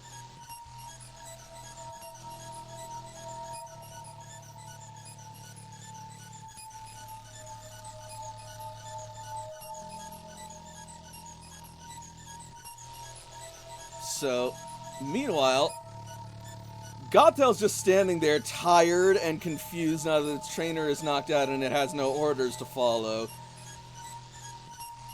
Meanwhile, Charizard is still enraged and pissed off, and it's gonna go and try and just, like, bite down on, Tinkaton.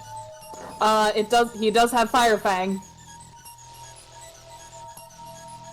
However, before it can make contact, Tinkaton is going to look up, and then it is going to vanish in an explosion of light.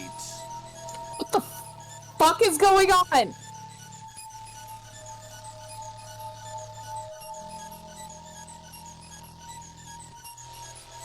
Was that red steel?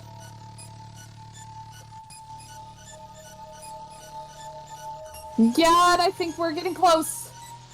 Don't think there's a lot of other ways to describe it. I didn't get a picture of its teleport, but I have a picture of it. Okay. Let's regroup. Agent Blastoise is rushing over to make sure they're okay. Oh my god. No. Blast on, they're fine. They're fine. Let's just leave them for now. They'll walk it off later.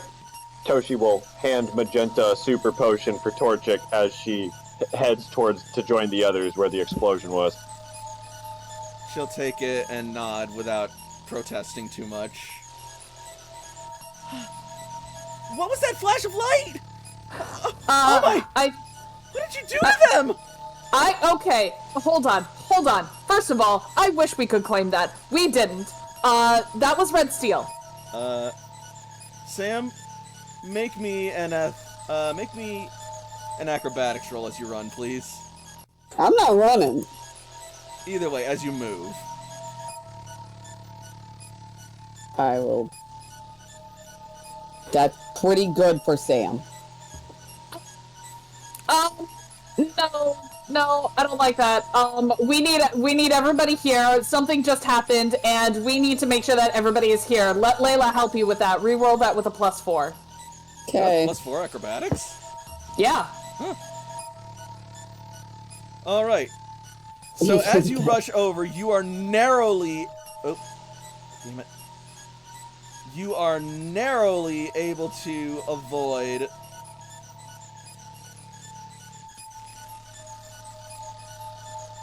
I hate this fucking thing.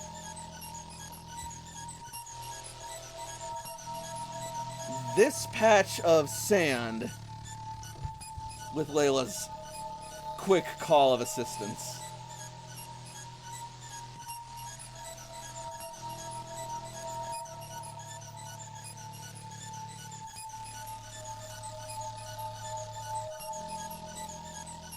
Alright. As you continue your way over.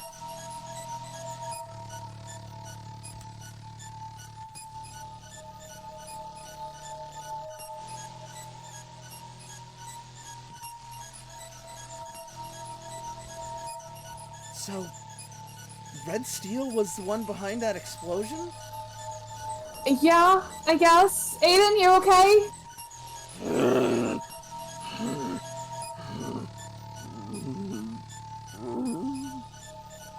Aiden is gonna calm down from his enraged state and gonna look over at Layla, looking sort of like a "what happened" expression. Oh, okay.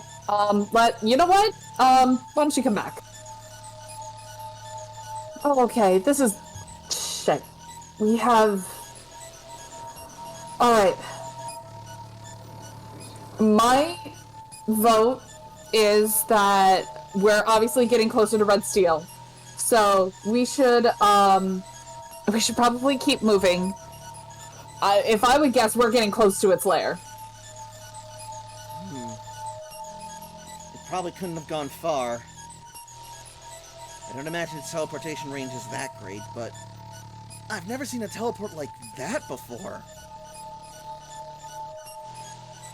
I mean, Did anybody see if it grabbed? energy. Did you see if it grabbed anything out of their pockets? Layla's actually immediately gonna go and check them. So Layla would like to check the Spectrum agents to see if it's possible anything might have been taken.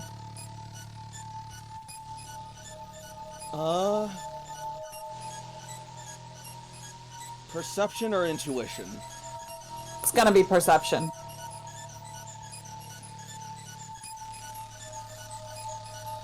It definitely looks like their pockets have been recently rummaged through and, haphazardly even torn at and dug through. Oh yeah, they definitely took stuff.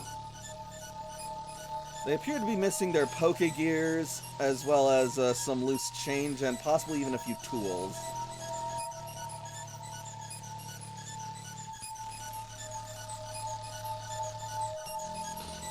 Oh boy, they're gonna be... Okay, yeah, so... Well, their boss is gonna be furious. Okay, I say we move out. The longer we wait, the further away Red Steel could get. We should move. Let's go. Right.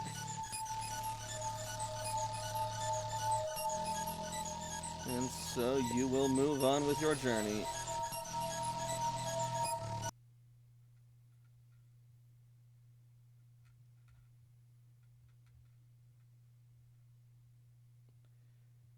Damn it, I meant to play this sound effect once I hit them on the head.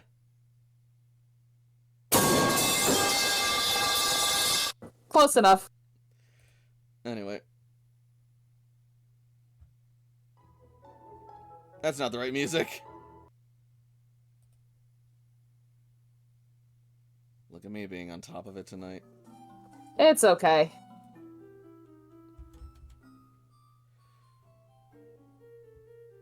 And so your party will continue their journey, moving on to the next area of the desert.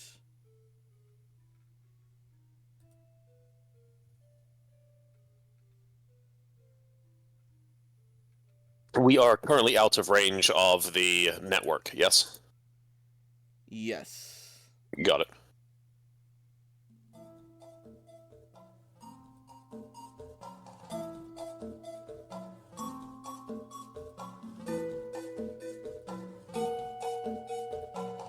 I'm so glad I was muted. I was saying some wild stuff.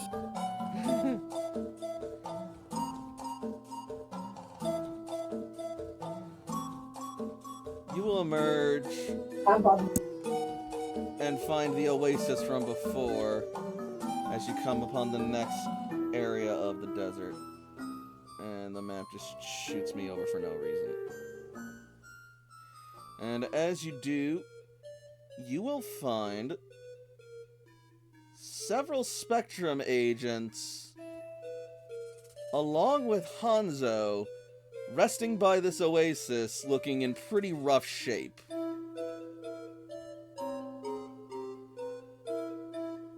Oh, great. And now my humiliation is complete. Well, well, well. Fancy meeting you here.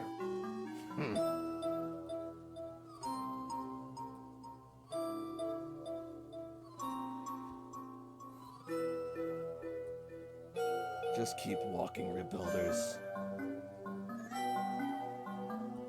But tread carefully.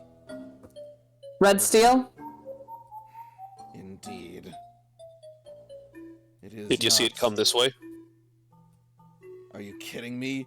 We ran back here away from its lair after it sent us flying.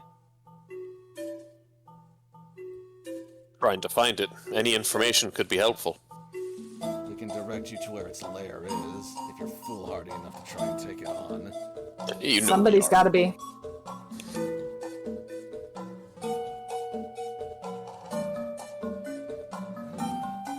Very well then. You'll find its lair just north of here. Once you hit the edge, go east, and you should be able to find an old site of ruins and metal.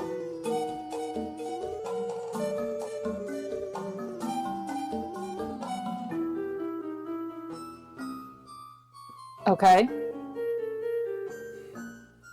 Any other information? Yes. I would advise that you turn back and abandon this quest. It is too strong for you. Okay, why is it too strong? Battle data is important. It was able to overwhelm us on its own. The way that How? it moved was blindingly fast, able to deliver several moves against each of us in a single instance of combat. I've never seen anything like it. And its moves were empowered by this strange energy surrounding its lair, coming from that strange crystal. Wait, there's a crystal in its lair? Yes. A large, shimmering, reflective crystal that seems to resonate with the strange structure upon its head.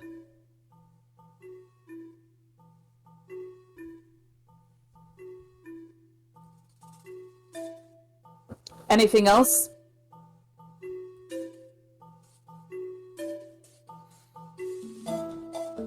It really knows how to swing its hammer, better than any weapon user I've seen. And its blows strike with devastating efficiency. And it's also a trapster as well.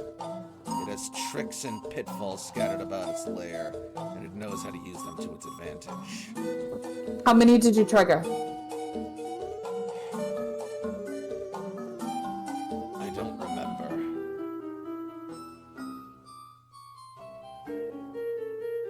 But enough that it was able to slow us down.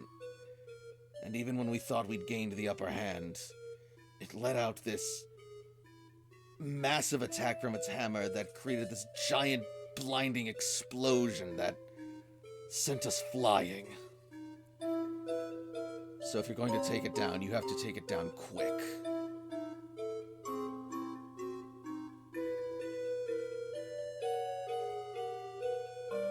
I'm just gonna bring him over here so that he can actually be, like, in the scene. That's fair.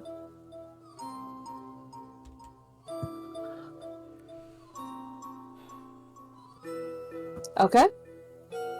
We better keep moving. Yeah. How many are there? Looks like 5 of you in total.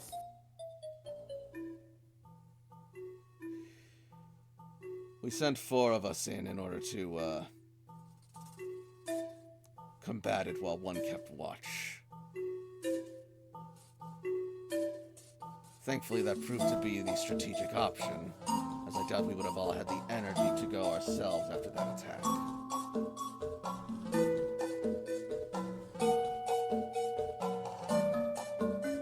Okay. That's all I need. Thanks for the insight. I'll follow your lead. You guys ready? Let's go. And Can we take a small break first? Some of my Pokemon took a bit of a beating back there. They really Of course. take as much time as we can. And on that note, we too shall take a break as we reach the halfway point of our session tonight. So, what do we think of the game so far? I'm hoping that at the very least we get to Red Steel's lair soon. Poor Magenta's Pokemon. Oh my god. Torchic. Down to 1 hit point? Woof. What a strong being. What a trooper. Way to hold on, Nunclux. A sad event, but you're still doing it, baby. You got this. Alright. And hopefully we'll see if we can get this once we return. But for now, we will be back around 20 after, so don't go anywhere. See you at 20 after. Just a reminder, Alchemist did redeem a Who's That Pokemon. God damn it. Let's just say I've already Beautiful. resolved it. Excellent. By the way, Nick, Yes?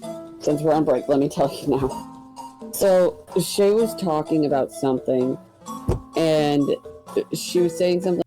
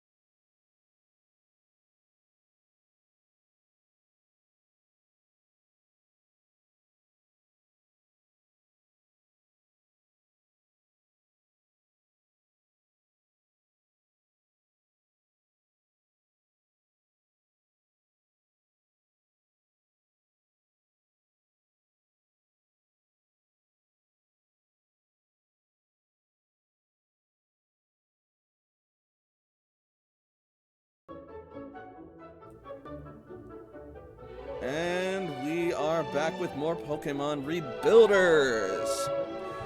Strider's still currently away, but that's fine. We're just gonna get things rolling and they can join in once they're done.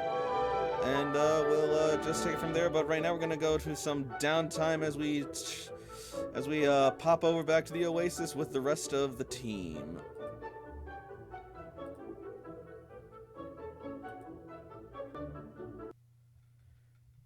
No. Hanzo, have a moment for a quick conversation. We can do it here or somewhere else. Just had a question or two for you. Well, it seems you have me at a bit of a captive audience, considering I'm waiting for my own team to recover as well. Very well, let's get this over with. I was going to offer some refreshments to you and your team first, if you'd like them. Probably help you feel a bit better, a bit faster.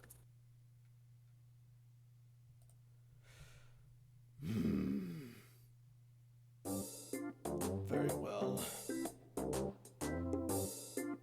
Good. I'll accept your offer of refreshments.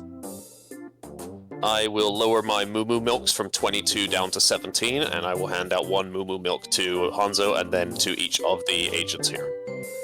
As he takes the Moo Moo Milk, he will lower his mask and proceed to chug it, its revitalizing effects quickly taking effect. And then he will, oh, where'd Layla go? I'm trying to switch pictures. Oh. Layla goes rogue. She had to Red Steel's lair on her own. Sorry. And Continue. in that case, Hanzo is then going to approach and says, actually, now that I think of it, there is another detail that you ought to know. One of crucial importance if you're going to be facing Red Steel. Go on. I do not know if this is an inherent trait of the fight, but when my team and I initially approached it, we were only able to get out one of our Pokemon before some strange spell or force locked the rest of our Pokeballs shut.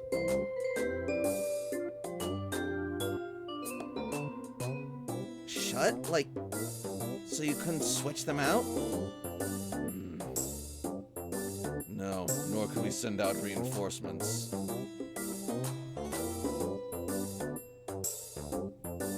So whatever weapon you bring to this battle, make sure it is the right one.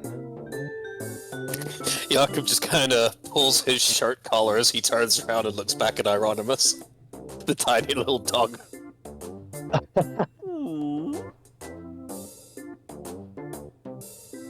I would also recommend not bringing that whelp to such a mighty beast's lair. Now, hear me out.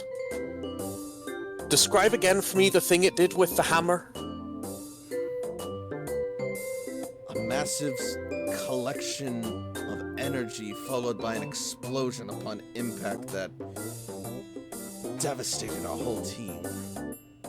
So, theoretically, you know, like if a Smeargle were to supercharge the end of its tail with energy and slam it into the ground with devastating force.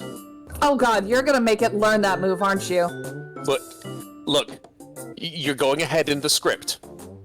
But yes, that's the plan. Somehow I doubt that Smeargle is capable of imitating even that effect.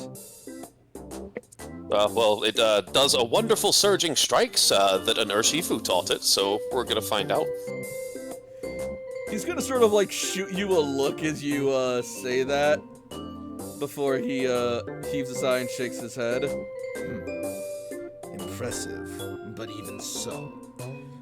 Surging strikes is still a move inherent to Urshifu, something it's able to use through its own prowess as a Pokemon, its own natural energy. I don't believe that what we experienced with that explosion was something that Red Seal could do on its own. It may have something to do with the Terra Crystal energy. Terra Perhaps Crystal? then, The glowing Jakob thing. will stop and look over to Toshi. It's got the rock on its head. Toshi, I don't think he knows what you're talking about. Please tell me In- more of this Terra Crystal. The Paldean region, there was a lot of phenomena of. Oh, geez, let's see. And Toshi starts fiddling on her Pokegear, trying to pull up information. Is this your Genesect or is it one of theirs? That's mine, calls the female Spectrum agent over here. Jakub is going to excuse himself past the Genesect and towards the agent as Hanzo obviously is only focused on hearing what Toshiko has to say right now, like a laser beam.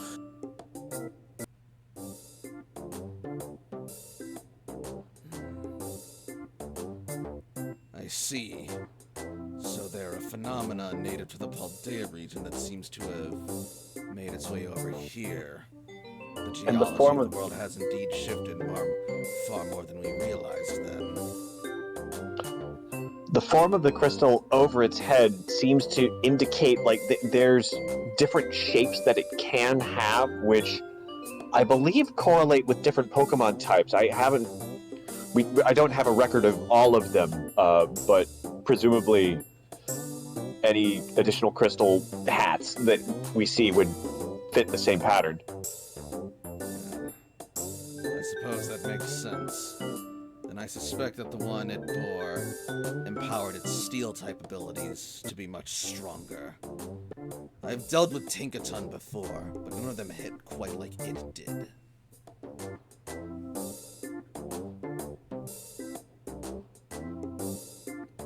What's more interesting, it seems that our Dark-type moves actually had more of an effect on it than your average Tinkaton would.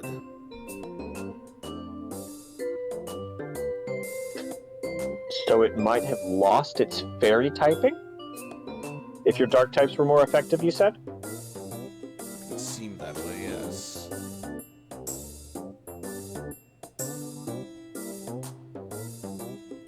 That is to say, that's not to say that its fairy-type powered moves were any less potent. It still possessed them, and its play rough ability still packed quite the wallop.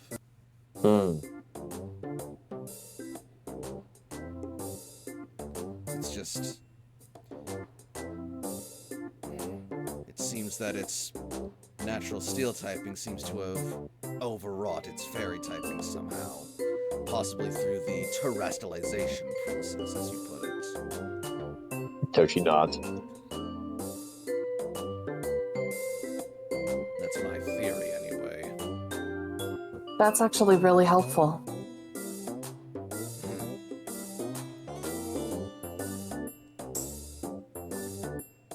In any case, Red Steel's rampage must be stopped one way or another. Its incessant pillaging has resulted in the loss of countless Pokegears as well as vital equipment from several rebuilders and Spectrum Aces alike, to say nothing of the locals.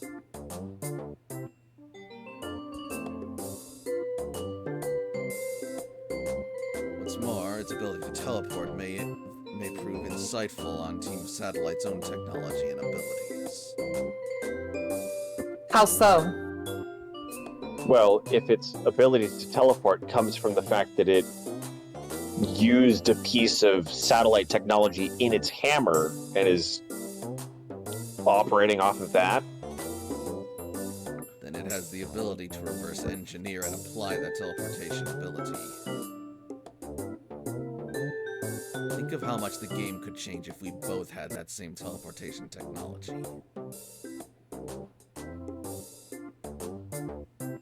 The trouble is, satellite agents are very tricky with their technology and have various fail-safes to prevent reverse engineering.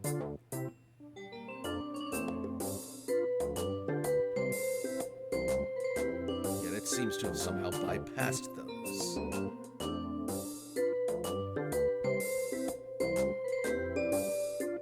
Maybe it has something to do with the way it makes its hammer. Maybe. Toshi walks away from the conversation at this point, heading over to Magenta. Magenta is finishing putting the last of the potion upon Nunclux. I'm so sorry. I just have a quick question. What is the rule involving AP and removing injuries? I'm having a hard time finding it in the book, but I know it's in there. You can drain an AP as an extended action. Let me look for it. Whilst you're doing that, Magenta will smile as Torchic finishes up its milk and she finishes applying bandages to it, and she says, "There you go. Good as new. Well, minus the injuries and whatnot, but I can already tell that you're getting stronger."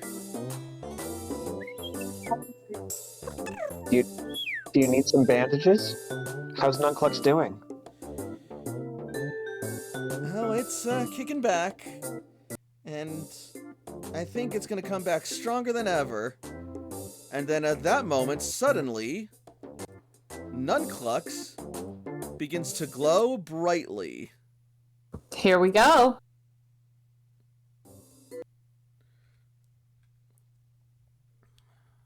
Just bypasses the middle line, goes straight to Blaziken. You wish.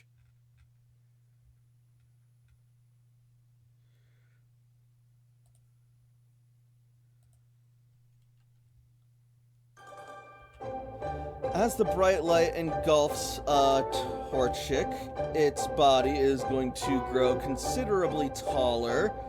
Its little tiny wings are going to extend out into elongated arms with long sharp tips at the end, and the tufts on its head are going to extend out into bright pronounced plumes until finally the light fades and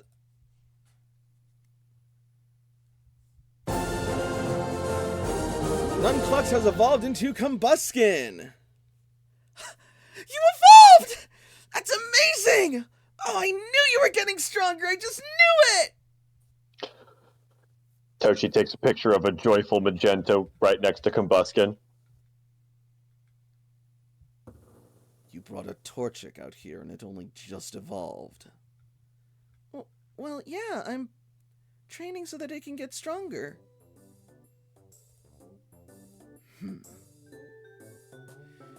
She's fresh out of the cloister. She hasn't had a lot of field experience. Then I would advise that she goes back to the cloister immediately. This desert is no place for a weakling such as her. Excuse me, she has been doing just fine out here. For now, but it'll only be a matter of time before this desert eats her alive. We're not going to let that happen.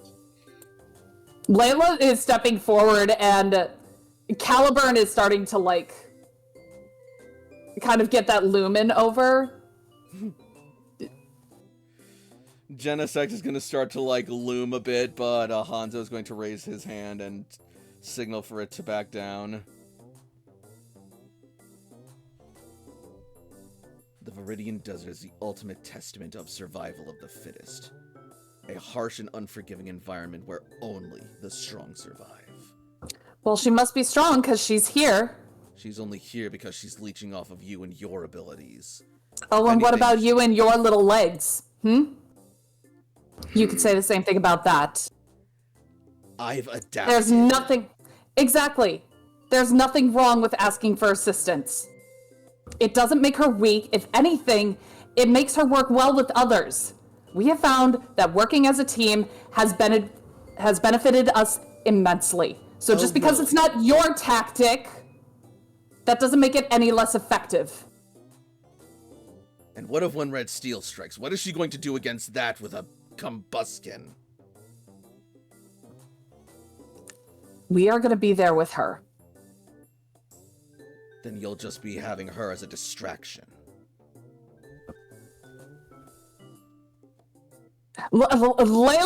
Caliburn is probably shaking as he feels Layla's rage.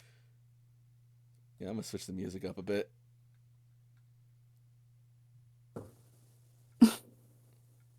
You know, just because you see your subordinates is that, not everybody has the same worldview as you. You might treat your lackeys like that. Whoa! Yeah, it might be too much. That was very aggressive. Alright, let's try this.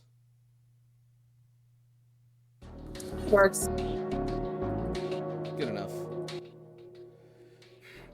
My subordinates are trained to endure any sort of punishment and danger this desert can throw at them.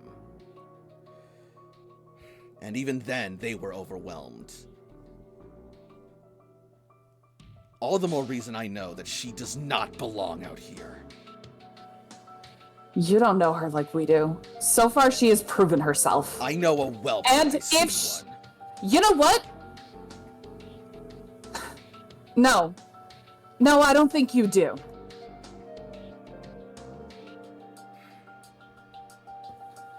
You just want to be better than everybody else. I am trying to keep her safe. No, you're not. You're trying to make her feel like shit. And that's not keeping her safe. That's not how she gets strong. You make a lot of assumptions, Rebuilder. So do you.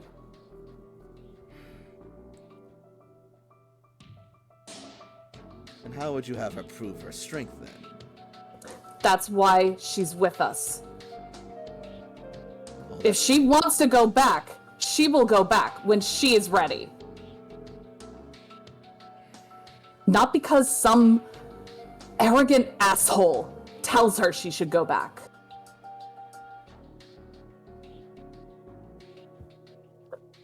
Toshi will turn to Magenta. You are only putting sounds her like- in danger by bringing her out here. We're with her. We keep each other safe, because that's what rebuilders do. Then you're hampering yourselves on this mission. Your priority should be to take out Red Steel, and with this baggage along, it will only make the mission harder. Layla's gonna punch him. Layla punches him. Okay, combat. Like, no, that, yeah.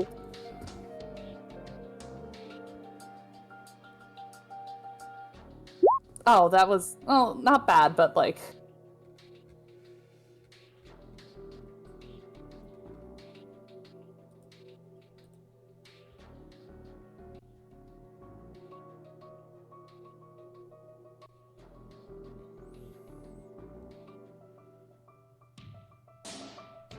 Sorry, it's taking a hot minute.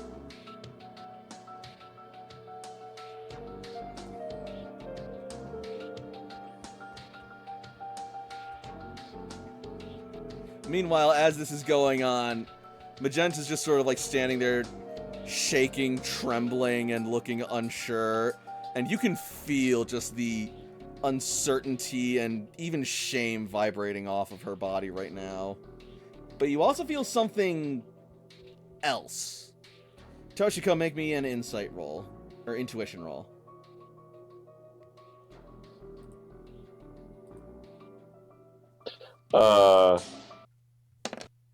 Yes!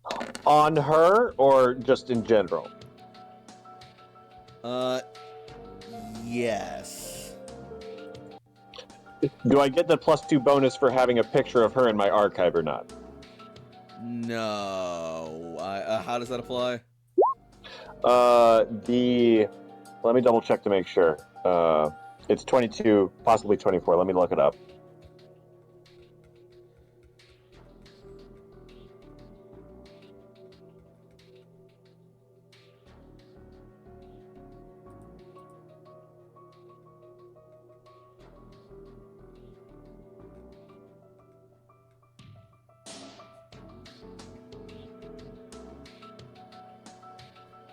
I know the name of my class. What is it? Chronicler. All There right, it yeah. You managed to sucker punch him.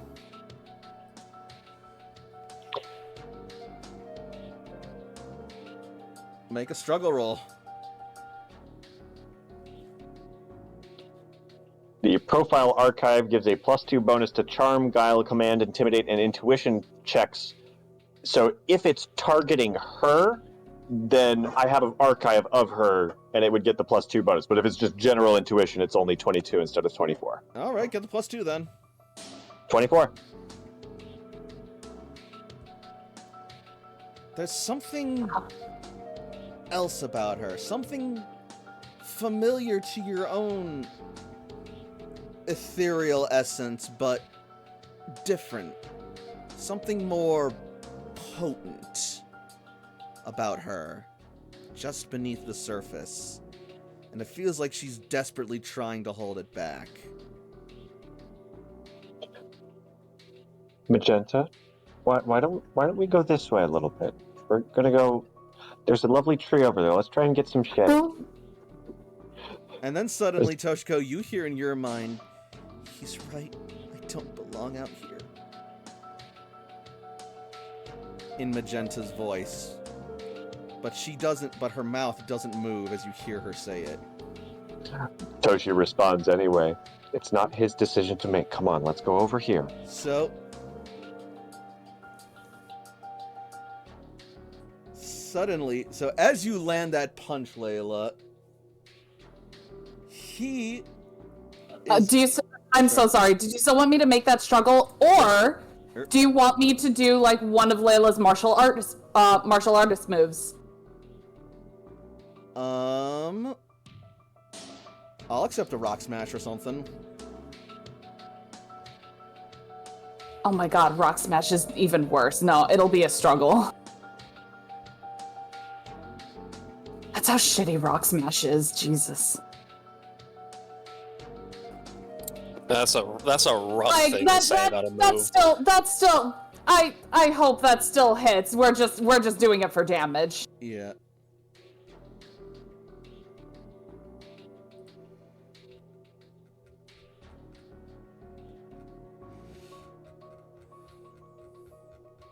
So, you will strike Hanzo directly on the jaw, much to his surprise. As he is going to stagger back from that hit.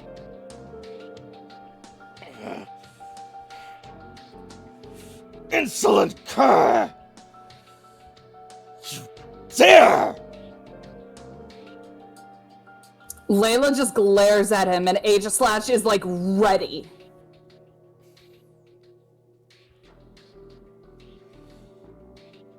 His legs are going to light up as you just see him get ready to deliver like a vicious counter swing. Oh, come on. I just handed out drinks. We're here at an oasis trying to rest, and we're both here to take out Red Steel. We're not fighting each other. This is stupid. Teach you to mock me, you... And then he's going to pull back and get ready to kick, and then suddenly, Toshiko, you're going to see Magenta's eyes go wide as her hair just suddenly billows outward and she shouts, "Stop!" And then she's going to thrust her hands forward, and a blast of aura energy is going to shoot out of her hands towards Hanzo.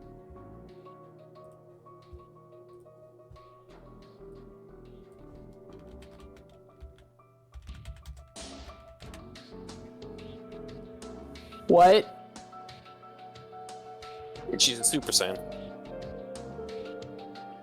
Oh my god.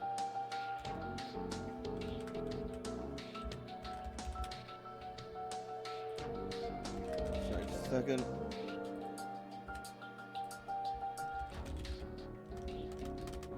Also, MDG, while that's happening, MDG, thank you for doing it. It's not clear if like they can remove injuries by doing the 2 AP drain. Is that just limited to themselves, or can they do it with to others? That sure do be ambiguous, doesn't it? Damn it, I did it twice. I don't know. The reading of it.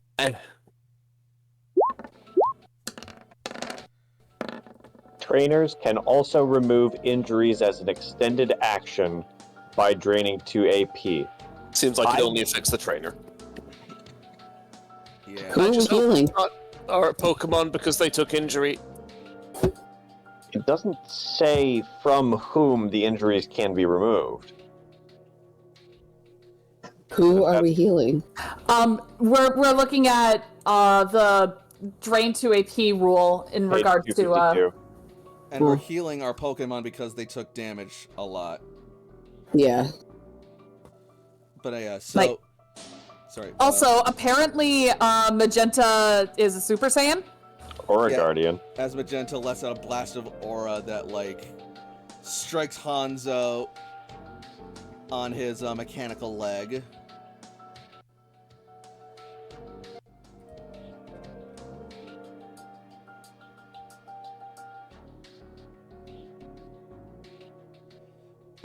But it only barely sort of, like, chips it, but it gives him pause as he sees that. Before I left the cloister, I was also weak and rather useless, but the surface unlocked my potential, and there is more to people than you may know. Hanzo's just gonna stare at Magenta sort of in awe before giving a nod saying, "So I see." And he's gonna turn around and walk away. Magenta? That was Aura. Are you okay? That was cool. Toshi, make me a charm roll. Shit, she's not a Pokemon! That was actually really cool. I have Cece's an gonna archive of her assist you fight. here. Alright, how much does Cece give me? Probably, I want to say like a +1 or a +2. What's your charm, Sam? No, Cece. Oh, Cece. Yeah, no, that's cute.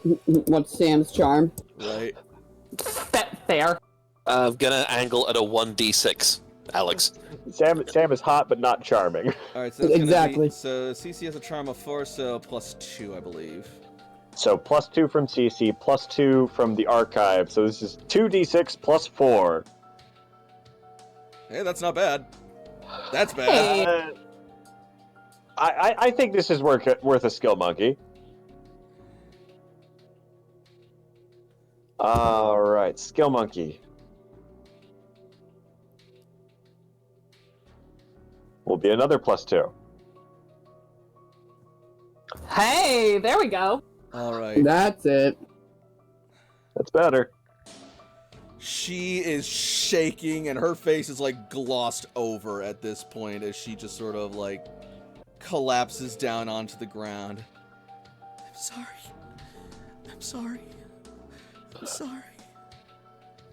Toshi is like right down there with her, like an arm on the shoulder, just encouraging and sending her all of the good vibes that she can.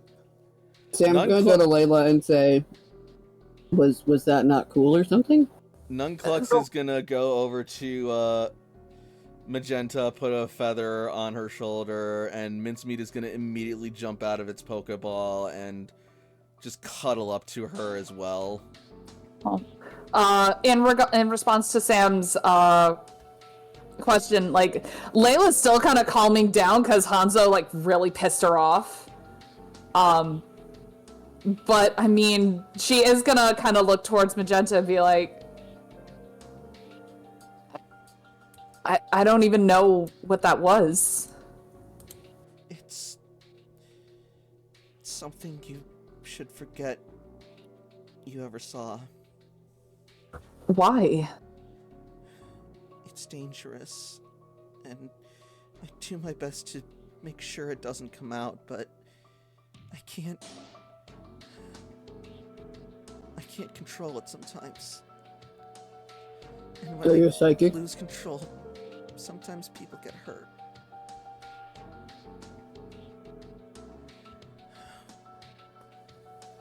Those words used in that order might, like, strike Layla a little bit. Sam asked a question? Mm-hmm. Could you please repeat the He question? asked I'm if- so sorry. He asked if she was a psychic. No, I mean, I don't think so. I don't know what I am except a freak.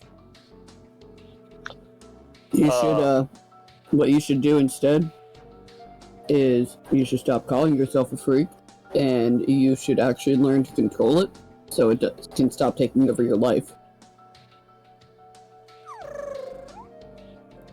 Mincemeat squeaks in her lap, giving a sort of like agreeing gesture with Sam.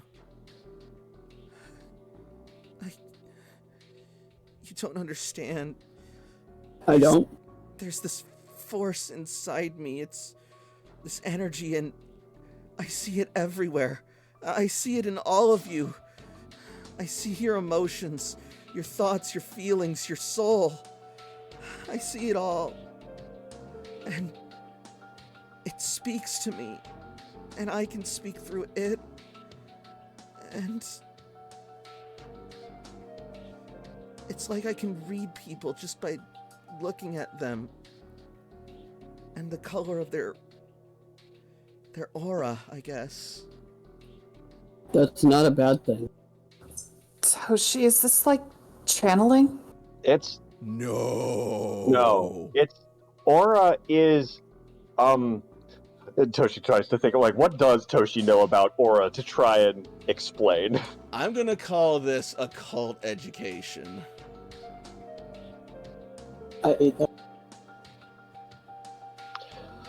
16. Aura is tricky. It's essentially a vibrant energy field that surrounds all life forms, but is only visible by a select few, namely only Pokemon. Particularly the likes of Lucario have been known to be able to really tap into and access the quote-unquote power of aura. Though occasionally special and powerful trainers can tap into the ability to read and access aura as well. Some have to train their entire lives to do it. Others are basically naturals with the ability. In a sense, one can say you can either choose the aura, or the aura chooses you. It's an energy. It's not one of the ones that I can tap into, but it is that sort of permeating reality. Like she was describing, like she can see our auras. Everything that exists has aura of some form. It's another useful detail that you ought to know, and another reason why you definitely know you don't have the access to the aura ability. Aura fluctuates and changes with people's emotions, allowing you to read and discern them and their emotional states with a look, supposedly, even. I can channel Pokemon, and I can connect with them by their hearts, but that's different than aura on a technical level. Wait, you can do that with Pokemon? I'm a channeler, yes. I can share the senses and feel what my Pokemon feel. You're like me then. In a way, yes.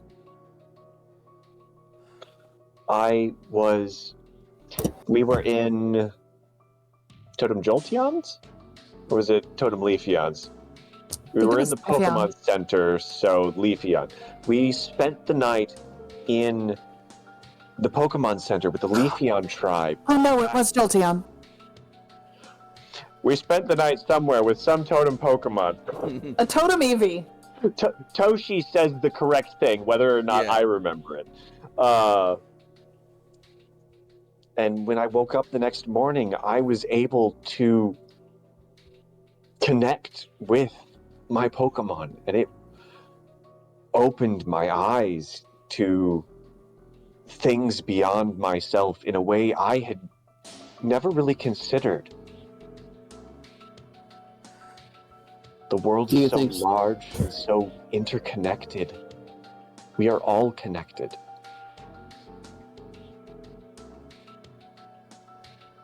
Go on, Sam. No, when she's done, Sam's gonna look at her and be like, "Do you think she's a freak?" No, I think she's really cool and smart and strong, like all of you. And that the fact that she has the ability to do that, that must make her so much better able to connect with her Pokemon. I think she's a freak, and he's just gonna smirk at Toshi. Layla's gonna like punch Sam. And Like, Magenta not the is hard gonna one, but- grimace a bit at that.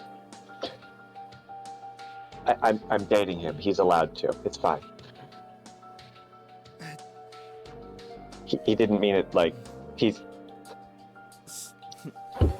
I get it. It's okay. I just Walking this way, I got my weird comment in. Look, there's a Jakob. I just all the other trainers at the cloister, they look at me like I'm some kind of witch or pariah or something because of what I can do. You might be a witch. I am. I'm not a witch. Toshi, maybe now's not the time for such speculations. Connotations. Words. Sorry. No, you're not. It's okay. I'm sorry. I shouldn't have snapped like that. I know you didn't mean anything. I got into a fight once when I was a little girl. A Pokemon battle.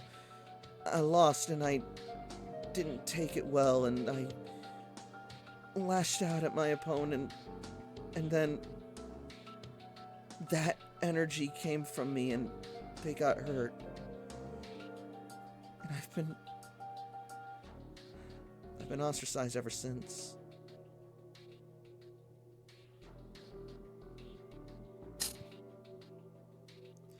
I don't have a lot of friends back home. And the ones I am able to get close enough to me, I try to keep this buried away from them as much as possible. So I don't hurt them too.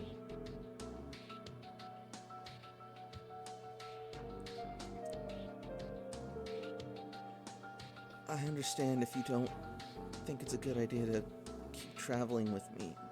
Fuck that. Out of character? Are you kidding? We've got the fucking Iron Fist? What? Yeah, you're coming with us. I'm not. That's New out of initiative, character. what? That's out of character. Like, we got Iron Fist from fucking Marvel. Like, let's go. I'm sorry that people made you feel bad about the power that you can access, but the power itself is not inherently bad, even if you were made to feel so. This is a potential that only you can tap into. And it can make you and your Pokemon stronger. There are many dangers here on the surface. And you can grow.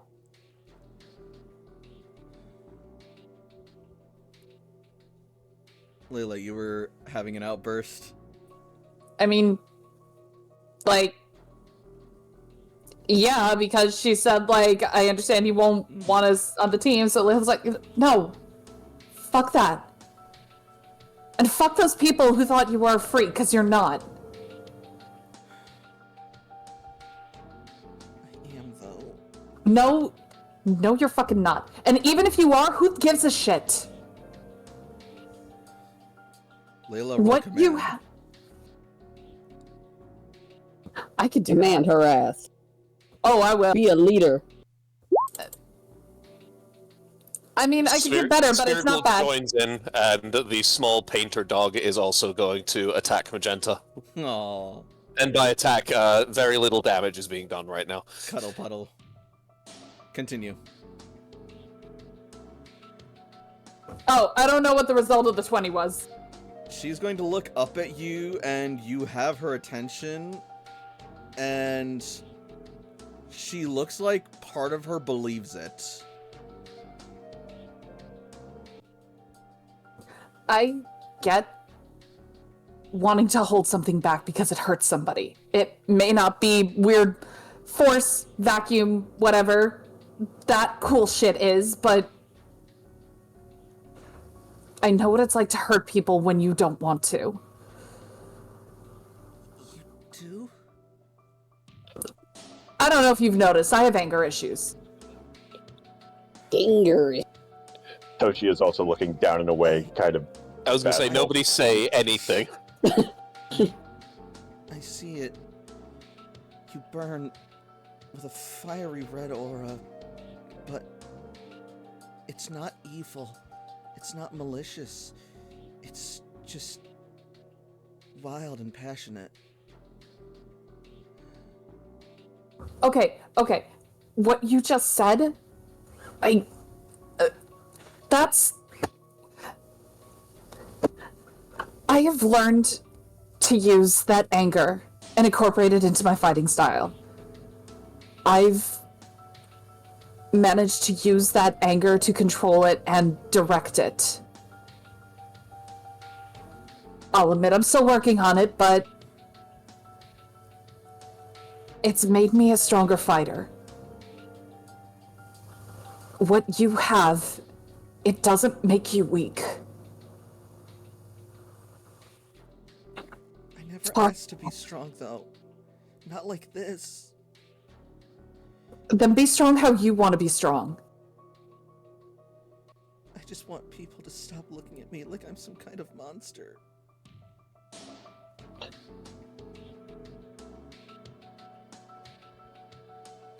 If you keep seeing yourself as a monster, that's what you will be. Make of this what you will. It's your power. I've been trying, but I can't bury it. I can't hold it back. It always comes out somehow. Then don't. What? Then fucking don't. I don't... If it's going to keep coming out anyway, then you kind of have no choice but to learn how to use it. If people make you feel bad about who you are, about things that you can't control, that's on them, not you. And it's like Layla said.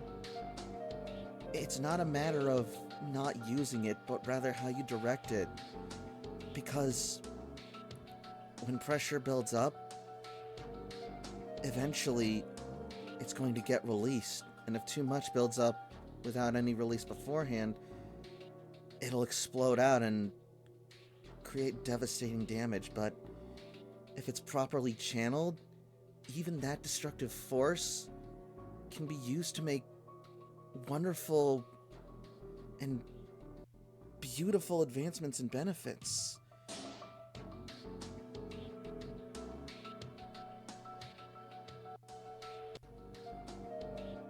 It's sort of like maintaining a dam almost. If the water is flowing out of control, it'll flood and damage an area. But if the dam is not properly maintained, or the water isn't allowed to flow out when it builds up too large, that damage is still going to come through.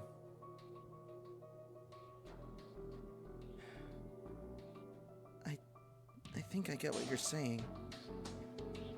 I can't hide from this anymore. Then don't. And hiding from it has only made all these problems worse for me.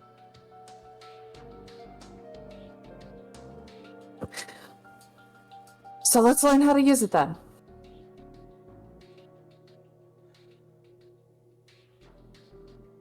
All right.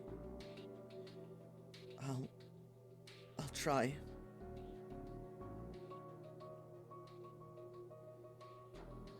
Thank you. All of you. I think Aiden's gonna come over and just kind of like nuzzle her in encouragement. But Layla, Yeah? well, I appreciate you standing up for me in the future, please don't go hurting people just on my behalf. Just because they say things. I've hurt enough people for what I am.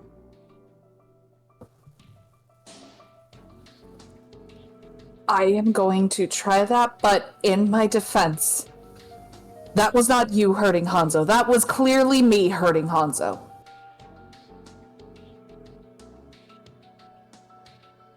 But you still hurt him for me.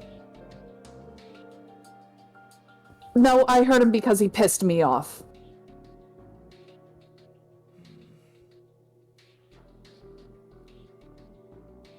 My choices are my choices.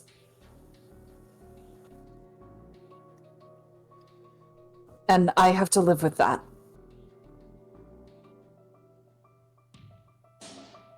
But I will try not to hurt people because they talk shit about you. That's all I ask. It's gonna be hard, but I will try. The thing is, believe it or not, Hanzo was sincere in his concerns.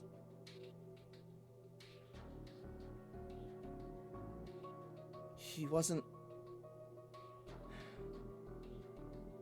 I didn't see any sort of disdain or malice in his aura when he was speaking. He was concerned.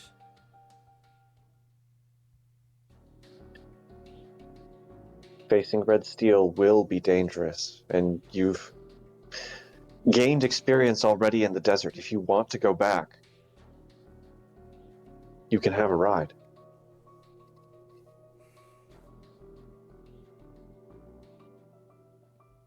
He is right, though. I'm not ready for being out here. That Dodrio nearly took out Nunclux in one hit.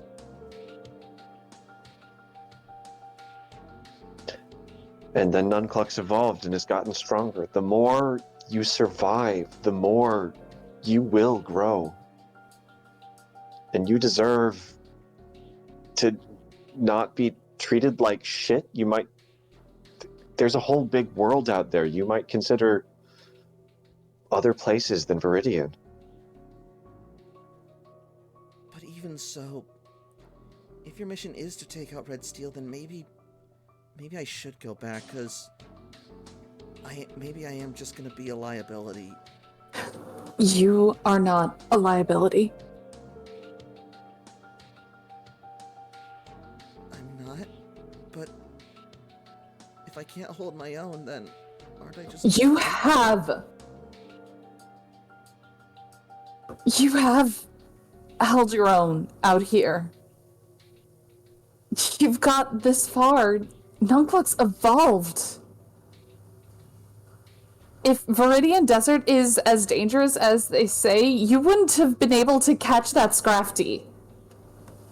And you did that on your own. And with that, we're gonna jump over to Jakob and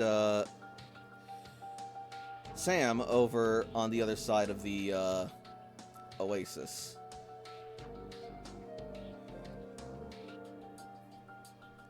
You know, I've been really interested in getting myself one of these, Genesect things, you call them, I think.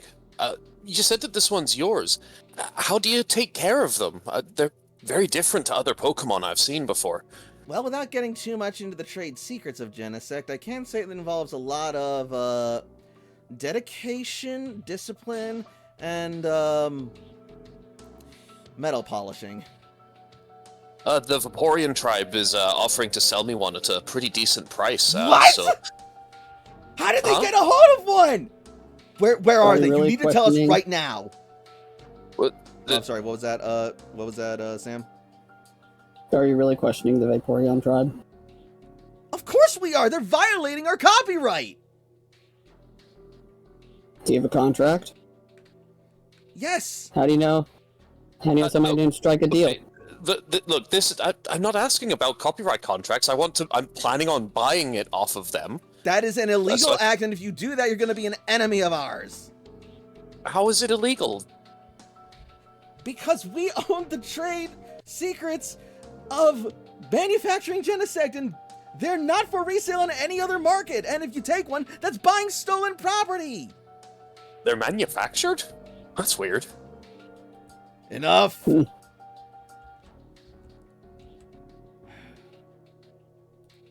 Do you Pay think no they mind. eat? Say what? Sam looks at Yakum and goes, "Do you think they eat?" Trust me. That's what I'm trying to find out. Oh, you mean the Genesect? They... Yeah, the Genesect.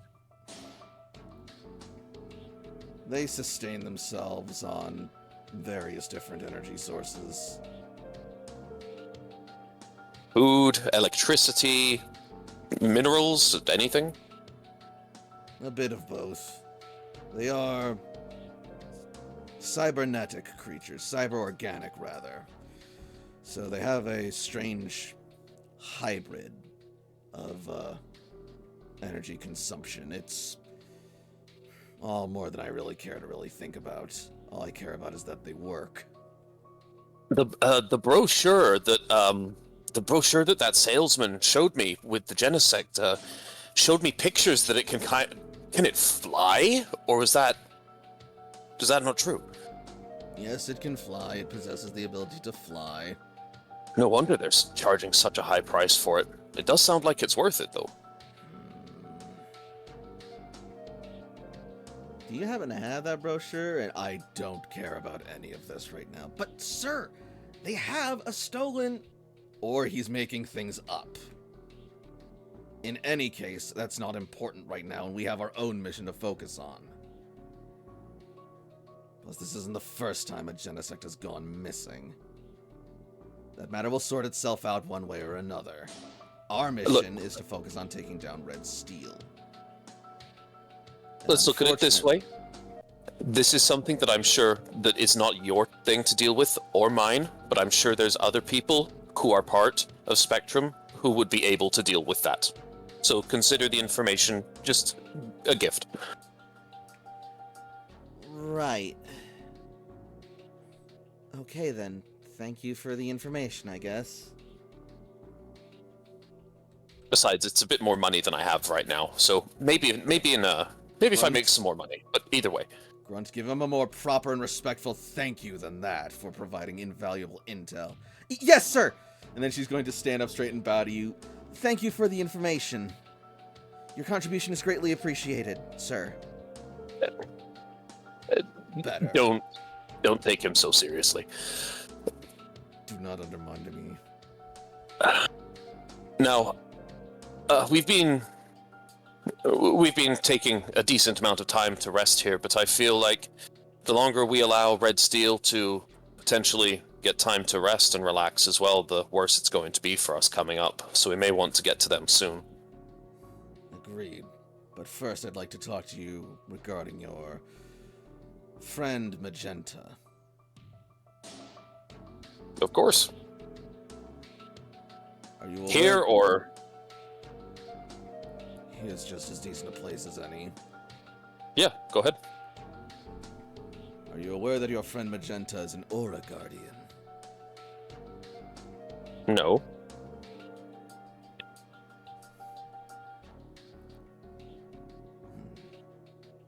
I see.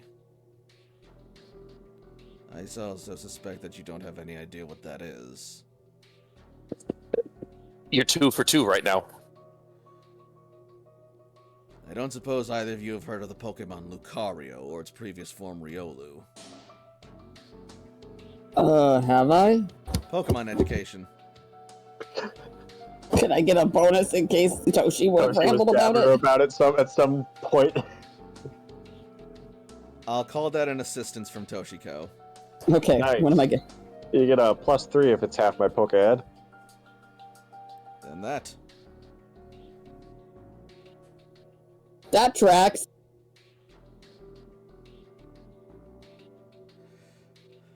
Sam, you are unfamiliar with either Pokemon. Jakob, you actually know a thing or two about them.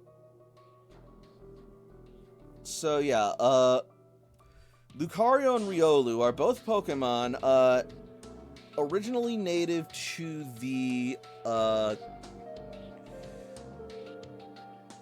Gen 4... It's blanking. Sui, Sinnoh? Sinnoh! What is wrong with me tonight? Native to the Sinnoh region, and they tend to frequent caves and mountainous areas in terms of their habitats, and they are well known for being some of the most potent and powerful fighting Pokemon known to the world, rivaling even Machamp with their prowess. And they are able to maintain this disciplined and powerful fighting style by tapping into a unique ability they possess in order to utilize the power of Aura, a special field of energy that they can access to read their opponents and their trainers in order to better develop and hone their fighting abilities. And they can even channel it into energetic blasts, much like you saw that came from, well, actually, you might not have seen that. How could he not have? In any case, and not many other Pokemon are known to be able to have that sort of ability to use those moves and that power so naturally.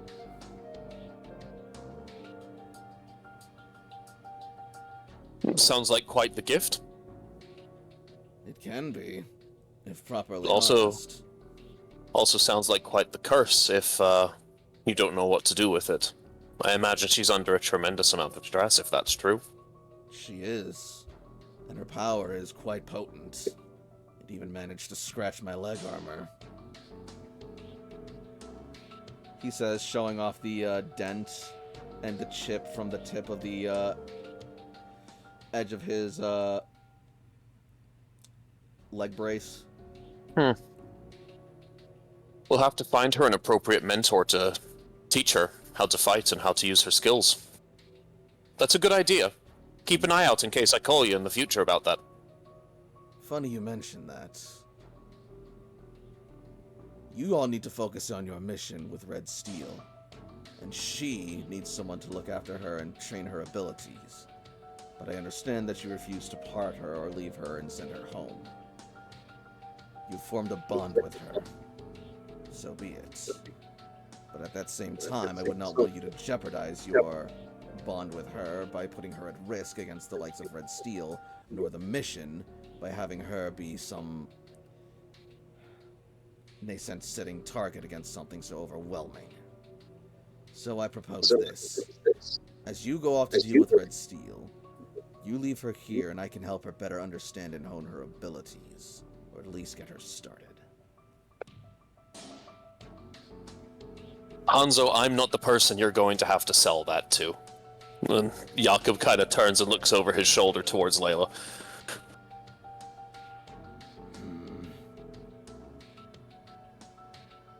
Fair enough. I know that you have your rough edges, but when it comes down to it, you're going to do what is likely to have the best outcome for the most amount of people. Having a person of her capability, trained, and able to use her power benefits everybody. Having a destructive force of nature walking around benefits no one. So, in this case at least, you may be a bit predictable. Though, the potential indoctrination towards the ideas of Spectrum would be a concern. Outside of that, however, again, I'm not the one you're gonna have to convince here. Perhaps, but I don't think I can. Especially given the recent misunderstanding that occurred between us. But I think that you and Sam could both potentially make that point on my behalf. Oh, you don't want me talking to people? It will mean a lot less coming from us than it will from you directly, but we can at least open the door. I will literally make things worse. I trust that you know your own capabilities and weaknesses better than I do, so I will take your word on that, Sam. You need not do anything. I am not your commanding officer. On that note, though, it has been too long since our last training session. Perhaps once you're done, you could seek me out and we could take another lesson. I would like that. Be careful, though. I will not make it easy on you. Once my troops and I are done, we will be leaving this place, and it will be up to you to find me from there. I mean, they have their technology child back, so shouldn't be too hard utilizing his skills.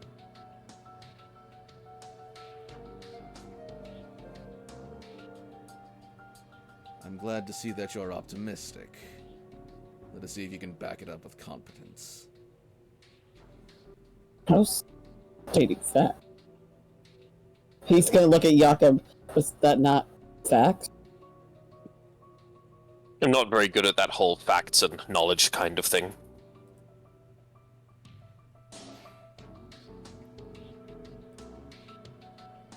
In any case, I've said what I wish to say.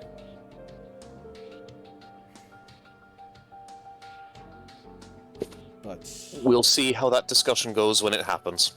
I understand where you're coming from, but like you said, the initial discussion did not go well. do you think it would be truly better if I were to broach it myself?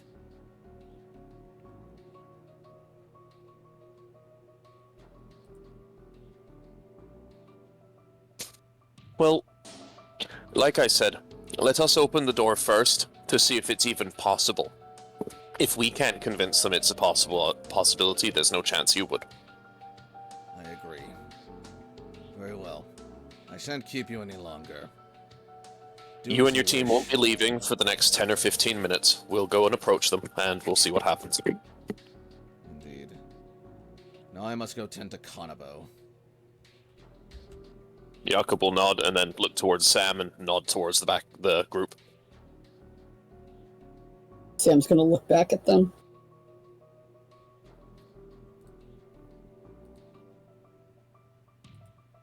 Well, let's go.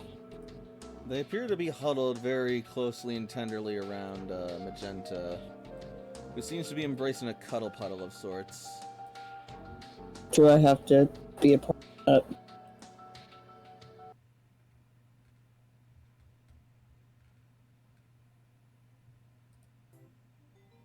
Well, if you do want to be, it'd be polite to ask first, but either way. I don't. What's going on over here? Magenta? Oh, hi, Jakob. Sorry, I just had a moment of weakness. It is quite hot out here. Do you need a drink or anything? It's dehydration, maybe? We could get you under the shade by one of the trees. I certainly wouldn't complain about one of your lemonades.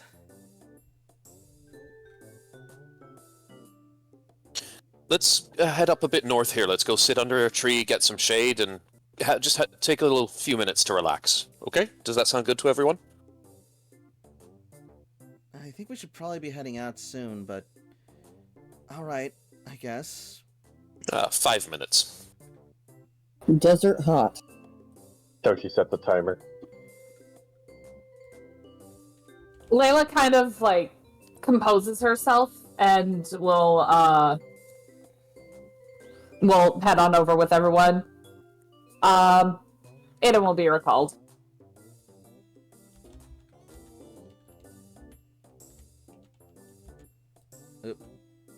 And we lost Toshi. Goodbye, Toshi. Peace out! And Toshi teleports away. Oh, look, he new went power. back into the previous area. My planet Yeah. needs me. Red Steel was with us the whole time. There she is. It was me. I was Red Steel the whole time. The gasp. This is All some right. nice shade. I'm gonna make this quick because this discussion is gonna make nobody happy here, especially you, Layla. Uh-oh. So,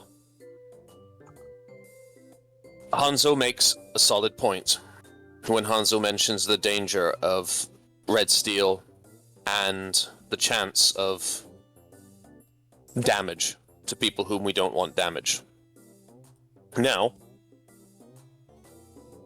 Hanzo also mentions a certain ability that you may possess that is similar to a certain interesting Pokemon that I may have read something about here or there called a Lucario.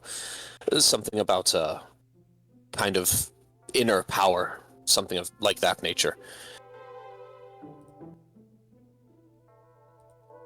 It's a dangerous prospect to have you go with us.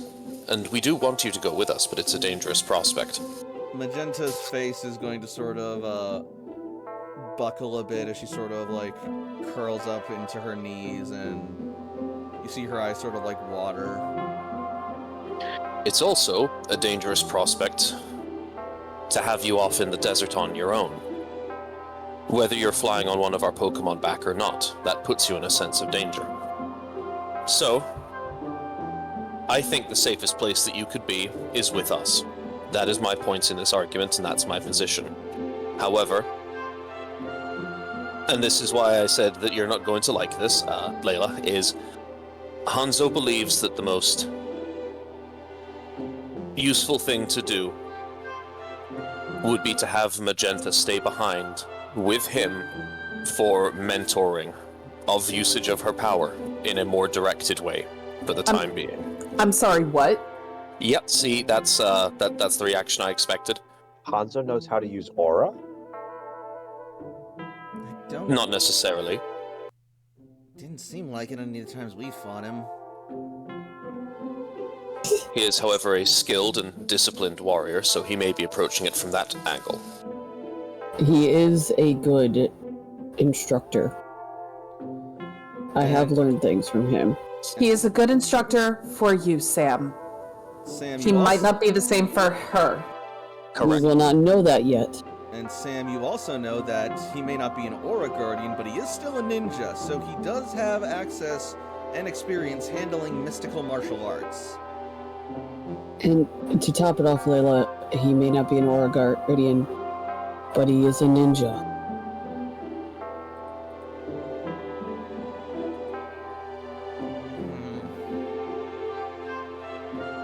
I hate to admit it, but he's not incorrect.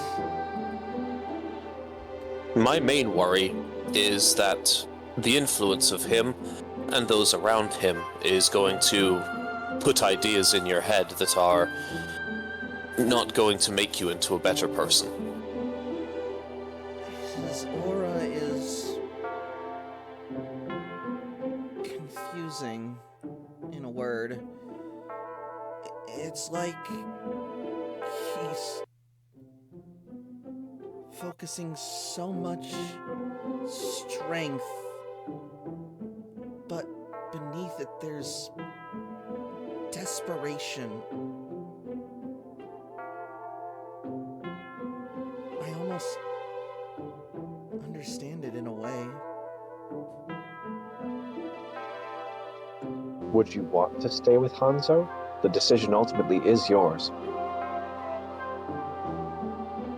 I feel a lot safer with you guys than I would with him. Since you guys, I'd like to think that you're my friends. We are. And I don't know him quite as well. But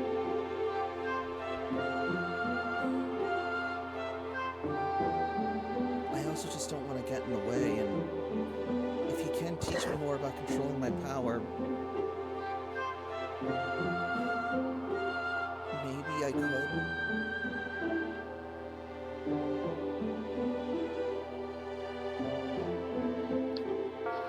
From his description of the raid, you would only be able to have one Pokemon out.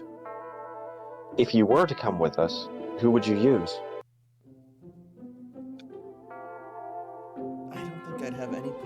would actually be able to contribute.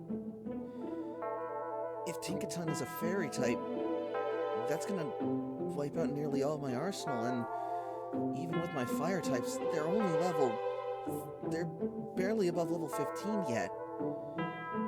They'd still be crushed by red steel. But he did also mention that it was tactically sound to have someone stand outside and keep watch, as well as to act as a sort of recovery person. If we're all going in there, we'll need someone to stay out and watch our backs.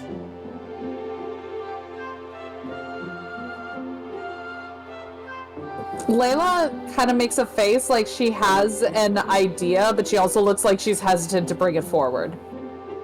The thing I'm most concerned about here is your safety. We are in charge of that safety, and we made a commitment to it. I believe the safest place for you is with us. However, I believe that it is safer to be with Hanzo than it would be to be risking the desert without us. Layla, what's on your mind? Asks Magenta.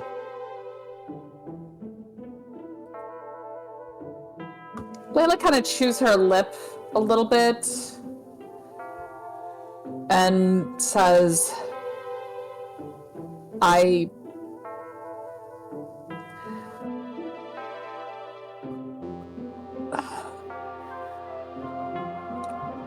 what I think about Hanzo basically doesn't matter at this point because Toshi's right. This is your choice.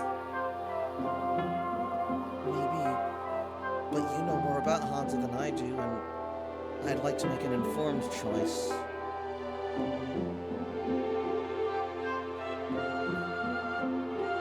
The way that Hanzo has presented himself to me, I don't think would be beneficial. He focuses so much on power and being the strongest.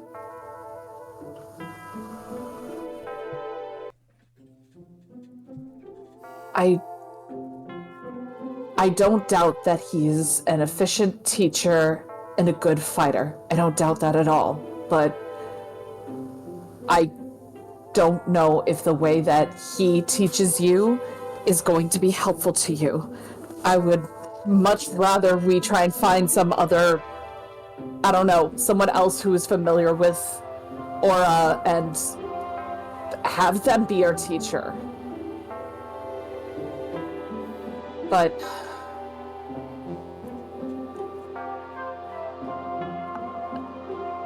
if you do decide to come with us, maybe this might be a way to help hone your abilities in a way.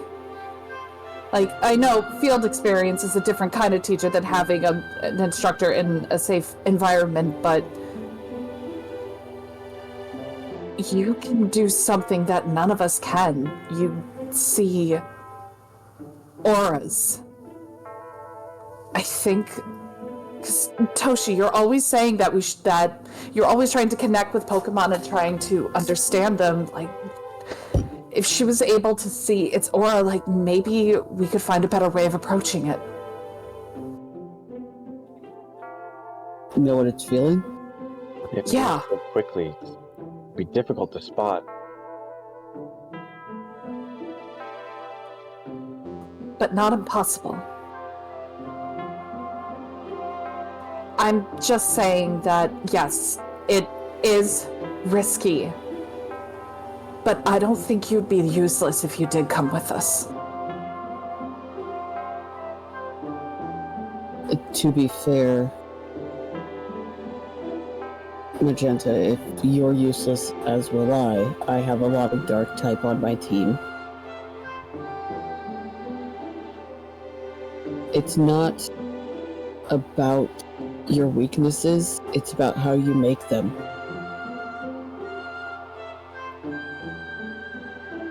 You also have a fantastic ability about singling out opponents and holding them back from damaging others.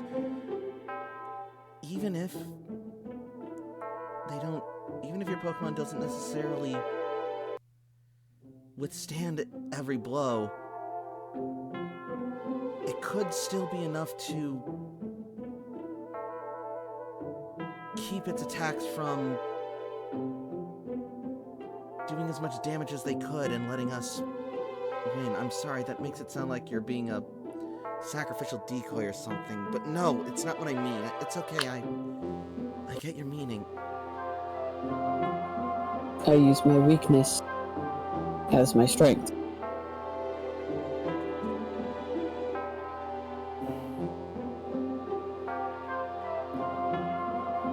If you guys believe in me, then I'm gonna believe in your guys' belief in me as well. And I feel a lot safer and more confident around you all than Hanzo or anyone else, really. There's a part of Layla that kind of like breathes a sigh of relief, like, oh, thank God. Friendship is a powerful thing. And besides, no one is going to be alone. We all support each other. Speaking of alone, Magenta, you still need somebody to help train you, though. Yeah. Why don't you come with me? He said that he lost internet and he's working on getting it back. Why don't you come with me when I go to see Hanjo, so that way you're not alone, and we see if he really can train you. Well, if you think that's a good idea, then Do you think it's a good idea? You don't want me making, like, any type of opinion for you. she's going I to think you just did. She's going to hesitate for a moment, and she'll say, honestly, as much as he intimidates me, I can see that his soul isn't twisted or malicious or evil. And in a way, it's almost interesting. But beyond that, he does know how to handle mystical energy, like mine, and he knows how to fight. So maybe it might be a good idea to at least hear him out after the mission. And as long as I have one of you by my side.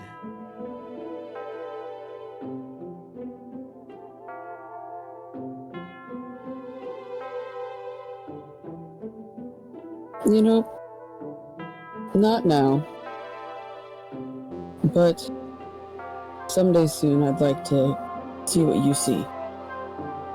Have you describe it to me.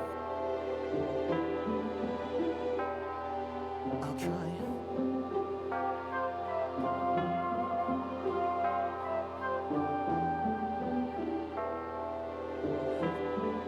Hey, whatever happens today, guys, I just want to say thank you for being my friends and believing in me.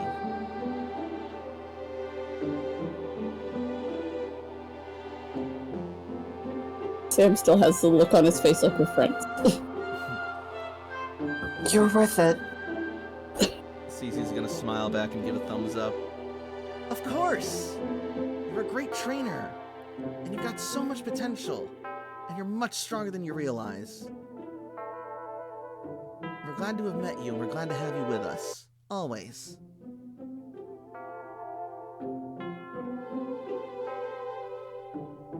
So, ready to go after Red Steel with us? And Layla's gonna extend a hand to her. She'll nod and she'll take it as she gets up from the tree. I don't know if I'm ready, but there's only one way I'll find out. And I am ready to give it a try.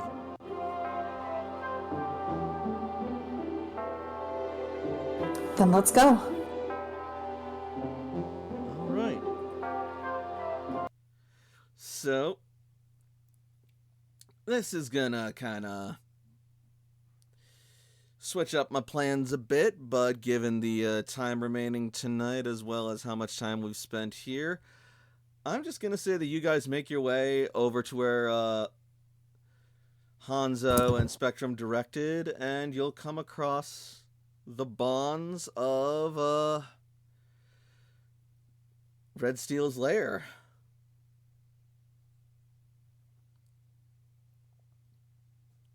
Okay.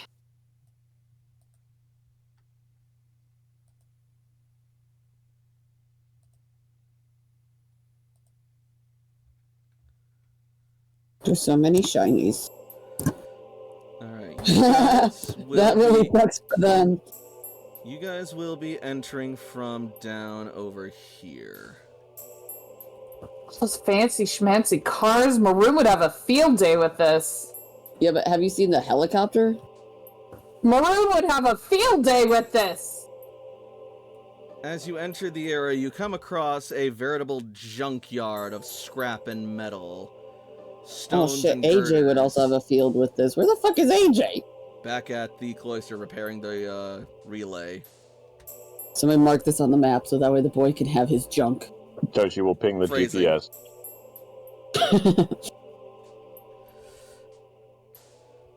Look at this place. It's like a graveyard of old world technology. It'd be fascinating if it wasn't so eerie.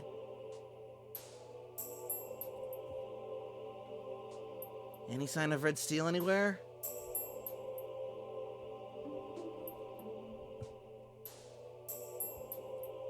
Taking the idea from the Spectrum forces about having someone on lookout. Cece, don't go anywhere.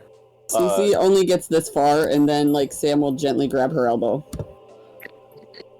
Toshi's gonna have Cumulonimbus out on watch. I think everything came back up as I was finishing off feeding both my cats, so I am back. Sorry for that. No The internet worries. just died right in the middle of the conversation. Oh no. So what you missed, obviously, as you can see, Magenta ultimately decided that she wants to go with you guys to confront Red Steel and offer what support she can there. And however, afterwards, she's thinking she might split the difference by going with Sam to try and find Hanzo for his training session to try and get in on that. If that's what she feels comfortable with, then Jakob is behind it. Yep. And then she thanked you guys for believing in her and being her friends. That's why I immediately came up and I was like, look, I'm going to say this thing, and you're just not going to like it, but here it is, alright? It's bad. I just didn't want to have Hanzo come over here, because if he opened with that, then Layla would have gone for the buy one, get one free special on the knuckle sandwiches that have been deliciously prepared, apparently. Yep. Are we allowed to switch our Pokemon around? You would have had to do that at the Oasis. I will let you have done that retroactively, but it will cost you a signal booster. That's fine. I'm going to switch my Sandile for a Skuntank.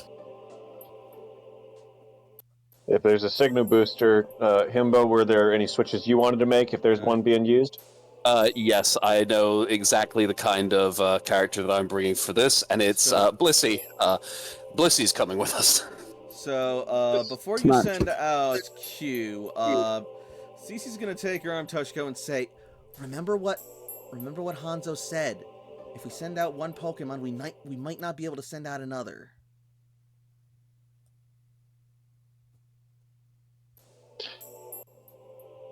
Layla has not had Caliburn, in the Pokeball this entire time. But I think what Layla is also gonna do is she is going to have Aiden out. Is that able to be done?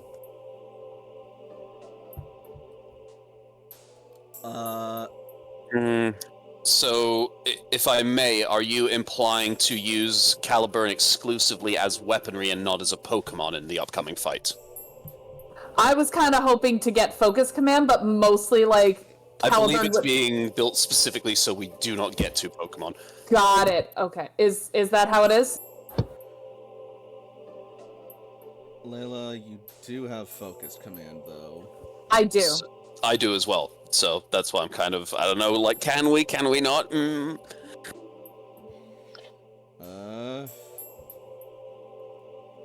I'll say you can use 2 if you have focused command. Bueno.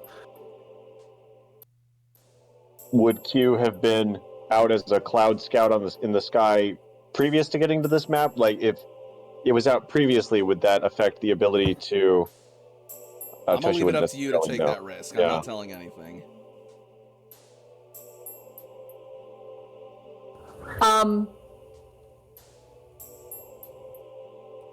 Hey Toshi, Mhm. do you think you can share senses with Caliburn real quick? Toshi does so. Layla is going to command Caliburn to go invisible and scout the lair to see if it can try and pick up any traps. While invisible and levitating? Yes. All right.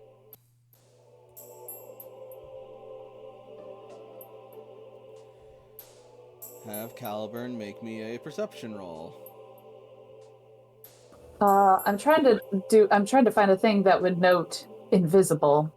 We each send in one Pokemon. This is now a Pokemon Mystery Dungeon session. We have to try and convince Red Steel diplomatically to join us, but Red Steel's just insane. Oh, that's a ninja thing. I would like that. Okay. Yes. The thing that I was gonna do. Try to perceive traps? There it is. Yes. And Caliburn has much better perception than Layla does. Does not do well. All right, a 20 is pretty good. So yeah,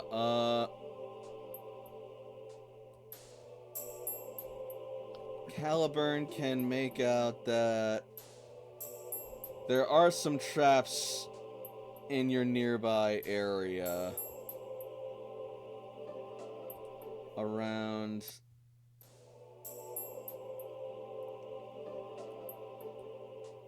oops. I keep forgetting to set it to a square.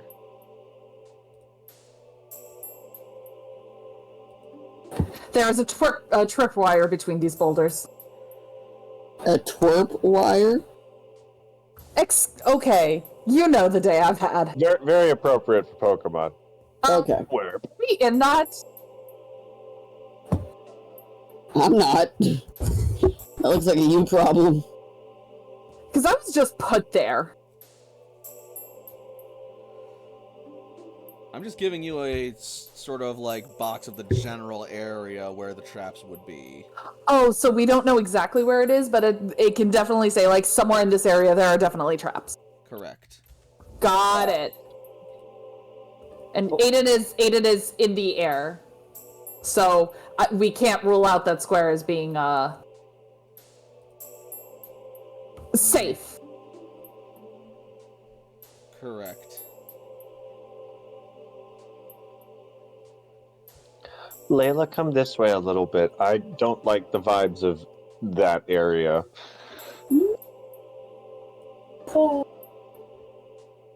Okay.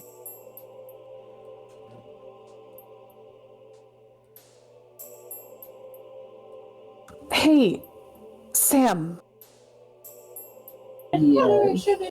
do you still have your styler? My what? Sorry, that was out of character. So the styler we got from the Rangers. I'm sorry. Repeat that. So when we did our thing for the Rangers, they had this styler, this device that allowed a Pokemon to like calm down and be a lot more friendly. Oh, They yeah, he each- still has everything from the Ranger. Okay, because Layla still had hers, and last session she actually used her Styler on a Seviper that, and asked it to, like, help them out. So, like, Sam, like, do you think maybe our Stylers could work on Red Steel? Well, it's Pokemon.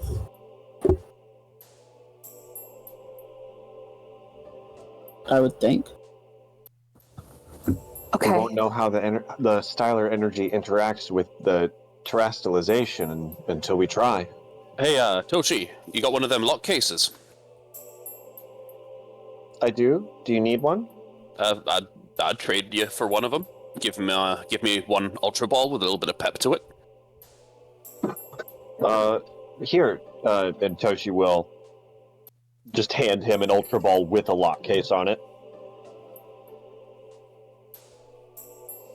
Jakub takes out a Sharpie. He takes the cap off with his teeth, and then he just like squints and he writes AJ in Sharpie on the side of the Pokeball.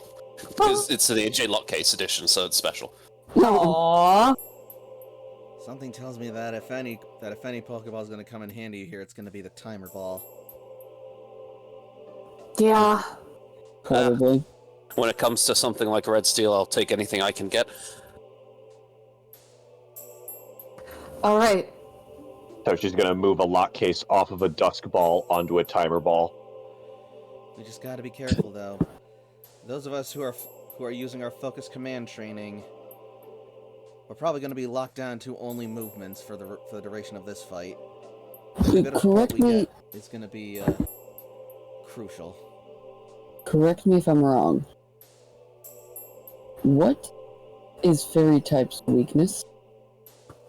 Poison and steel. But if it's primarily Steel Terra, then it's weak to fight, fire, and ground. And Poison's gonna be useless against it. poison How will be about useless this? against it. Why don't we see if it is? By when we're in battle, I use one of my poison weapons. And if it seems really hurt, we can use poison type. It's Remember, it's going to lock us down as soon as combat starts. We won't have that luxury. it's What if it locks down our Pokeballs when we have none out? it's Steel. I don't think poison's going to be particularly effective. Hold on. I think you're thinking what I'm thinking, Layla. Sam said- Houndini? I was going to say Sam alluded to using poison weapons, not poison Pokemon. Oh. Oh.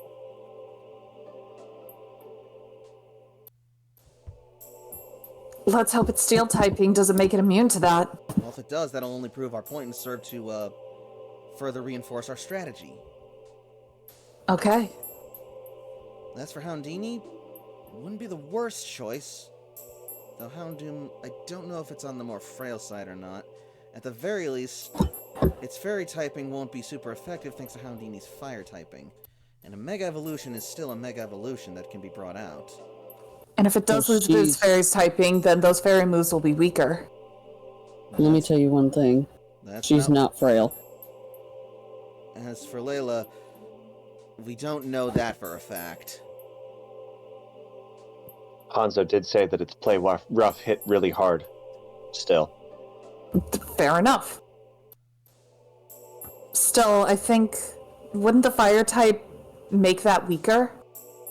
It would neutralize the weakness to darkness, to dark types, yeah. Okay, so I guess our question is, how do we advance?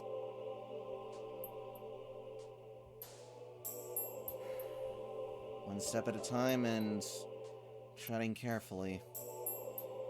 I don't suppose you still have,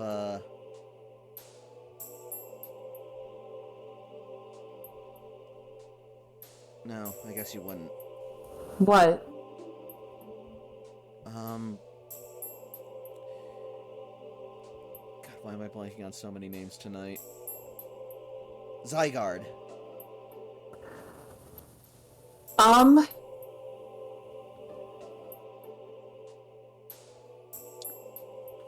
It'd probably be dangerous. I kept Zev behind.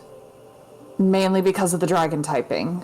Right. It would be a good idea with that tremor sense, but I didn't want to risk it. Looks like we're on our own then. Hold on. Hold on. No, I do have Hildy, but Hildy has Ground Shaper. Do you think that might still work? At the very least, it might help us get out of any, ground-based pitfalls or the like.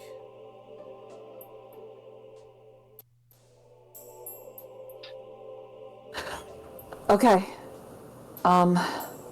Elikon has tremor sense, but I wouldn't want to get stuck with a rock type against steel. And it mostly uses physical moves, so even if it does get to super effective attacks, as long as Hildy's still kept up, its defenses should be able to bolster it. Okay. Aiden's got an injury anyways, and Hildy should be at full health. Still, I'll have Caliburn out as a backup. It's not the worst plan. Ghost is at least neutral to steel. Assuming it knows Ghost moves. Oh, he does. Yep, that's why my initial backup plan was Gelato. Zagreus is sticking close to Magenta, keeping a sentinel guardianship over her. Caliburn also has Wide Guard, so if it does that explosion thing and we're near it, he can pop it off. If it is damaging. Bishop, Leah's going to stand in front of you, and I'm going to be right behind you. As we walk forward, project your mind out, telepathically scan for any other Pokemon in the area. Wait a minute. I have an idea. Polly, take the lead. Boing, boing, boing, boing. You know what? I trust it. If Polly stumbles into a pitfall, it's got enough jumping that it can jump out.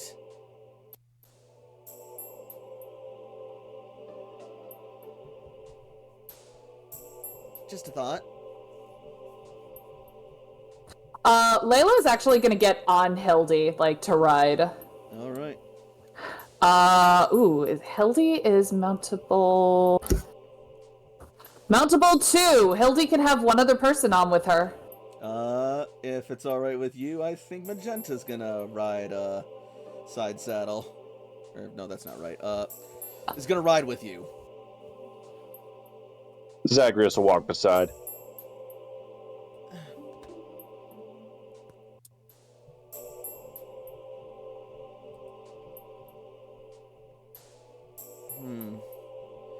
And as she gets on the, horse with you, you're going to see her deciding in her mind between two Pokeballs. What are you thinking? I'm debating something right now. On one hand, Mincemeat has been with me the longest, and he's currently, right now, my second strongest Pokemon, but Chance the Scrapper has a much higher experience level than Mincemeat does right now. Wait, who? Scrapper? Chance the Scrapper, the Scrappy that I caught back in the desert. That's a S-tier name. That's... You know, God damn it! That was good. I'm glad. I'm really proud of that name, too. Skuntank You and said Sandile that. needs switched. Got it. Well... Although, the fairy typing would be a huge disadvantage for Chance. Yeah, it would be a quad weakness. But he has What some kind of really- moves do they know? Well, Chance has some really hard-hitting moves, like high jump kick and drain punch. And ice punch, but that's probably not going to be as useful. If it doesn't have its fairy resistances, the fighting moves might hit very hard. Jakob is gonna move forward another step with the telepathy bomb in front of us. Same with its dark type moves, and it's got a pretty reliable one in feint attack, and payback can deal a punch if it can stand the blow. But given the way we've seen the Scrafty fight, it seems they're all about taking hits.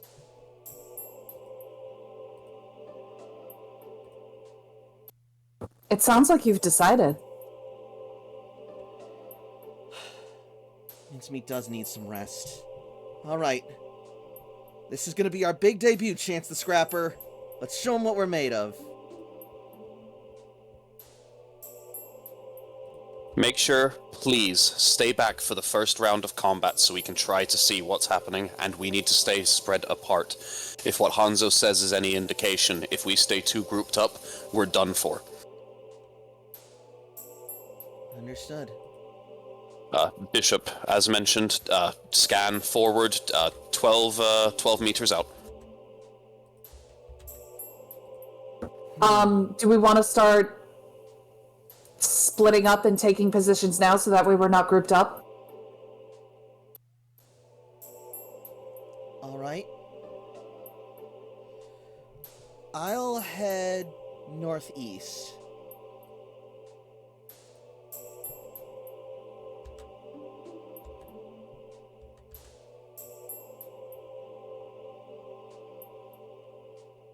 I know you're Jakob, which way are you heading? Due north, cover the most ground.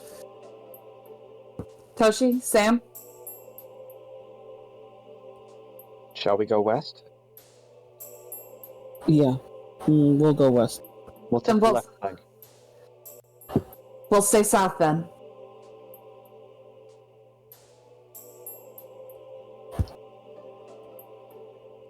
All right.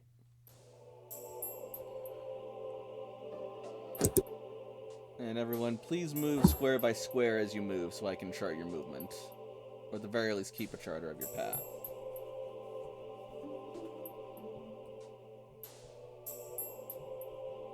Layla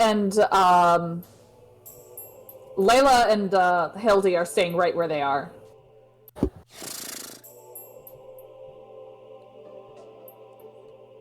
You ready for this, Hildy? Hildy's gonna sort of like brush her foot in the sand, eager. You got very this. She's very excited. She went through a lot to get to this point. And she wants to show off what she can do. She's incredibly proud. As she should be. From the feel of these muscles, I can... Yahoo! Wow, she went through a lot, and she... Boy, her training paid off. Oh yeah, it did.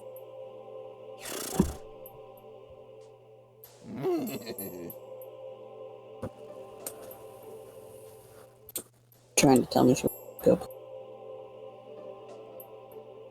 Jakob, you advance your way forward and find no sign of trouble just yet, just piles of scraps and stone. In the center, you will find a large cage made of old iron wrought metal, and atop of a I'm gonna stone, move a bit closer to that. a shining reflective gem. What was that, Jakob? Oh no, I just said I moved just like a step or two closer to get a better look. You and Cece's paths will not necessarily converge, but arrive in similar sections as you were able to keep a line of sight on her as she keeps moving more northwest. Layla is also keeping track of how everybody moves to see where the safe paths are. Toshi's taking a closer look at the helicopter. All right. Perception or tech ed?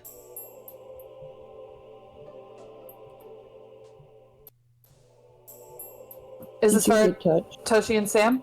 Yes. Who got touched?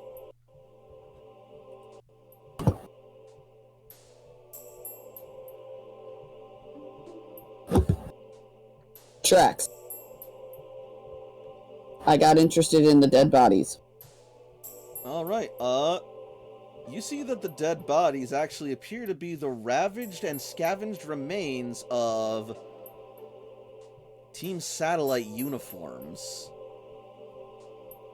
I'm gonna see if I recognize anybody. Unfortunately, the corpses are all mangled, burned, and smashed beyond all recognition. Do they have anything on their person? Like, is there anything that could be lootable? They have been stripped clean of Damn. anything metallic, anyways. Anything non-metallic? They have some clothes and a couple broken, smashed plastic bits, but most of it's just like wrecked crap. Yeah. Sounds fair. So Give she's me covering her a- mouth and nose. They probably don't smell too great. Oh no, they smell absolutely foul. But what's interesting to you, Toshiko, is this helicopter. It looks like it was taken down, obviously, by that massive boulder giving a direct impact onto the windshield. It went down pretty quickly after that. The interesting thing, though, is that despite being a wrecked hull of slag, the metal's condition doesn't appear aged. Whatever has racked and ravaged this vehicle, it wasn't time.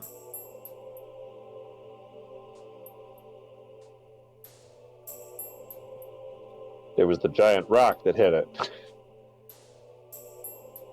Yes. And then presumably the Tinkaton that stripped it for metal. Indeed. However, this doesn't show signs of, like, aged damage from, like, deserts or sandblasting or anything like that, or rust. So it's recent. Yeah.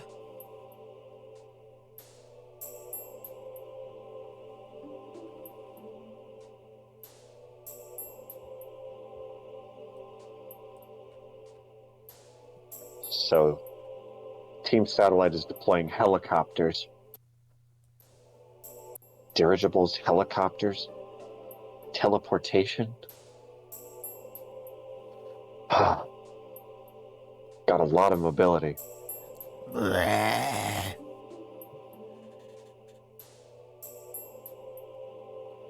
Typhlosion grunts indignantly at the mention of Team Satellite.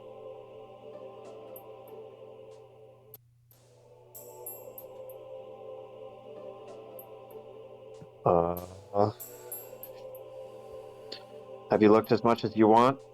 I'm willing to start keep going northwest.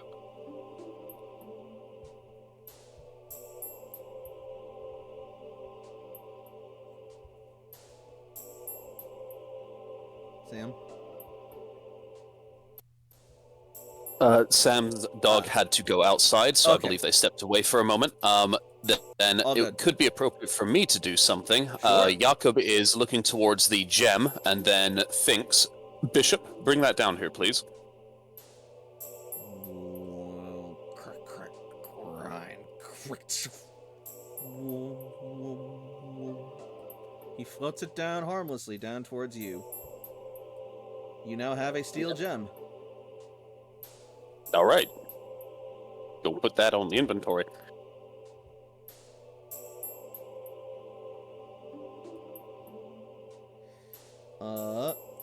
Make me a perception roll as you do this.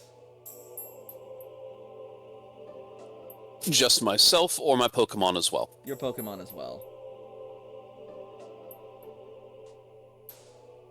I figure if there's any way that's a good way to get a kleptomaniac ass bitch like Red Steel to pay attention to us, it's come in here and be like, oh, well, that doesn't have anybody's name on it.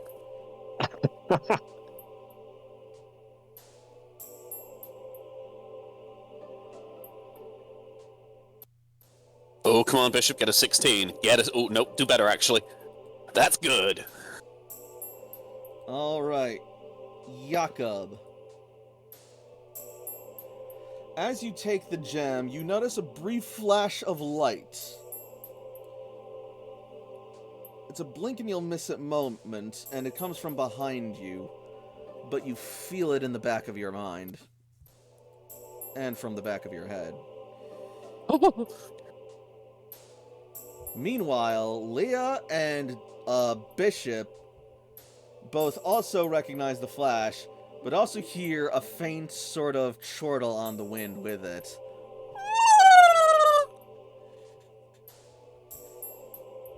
Cece's noticeably far away. Sam and Toshi are close enough. Could Sam or Toshi hear that? And I think Layla and Magenta are also pretty far away, so I can only really think maybe Sam or Toshi.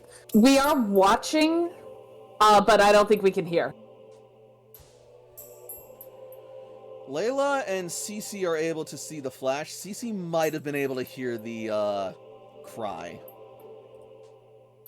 Yeah, Dark Cave flash is easy to notice, but I'm not sure how loud the laughter was, or if it was something that was like telepathic. So that's why I was wondering if anybody else has the chance to hear the laughter. More like a basin or a crater than a cave, but yeah. Layla is going to get on the Pokegear with like the, in-ear comms, and Sure. try and call Jakob. Jakob will answer. He's just kind of like looking around as he answers. Layla saw the flash, right? Yes. I saw something over there. What was that? I saw it too. The crystal. Heard some kind of flash. The crystal. It just suddenly lit up. Crystal? Yeah. I'm looking at a large, reflective, almost mirror gray crystal. Kind of like the one we saw back at the Oasis, but very different color. That may be the steel Terra crystal that they were talking about. Do you think those crystals might be the source of its power? The Terra crystal almost certainly is. I did just pick up a steel gem from over here. That's probably what made me noticeable, I guess.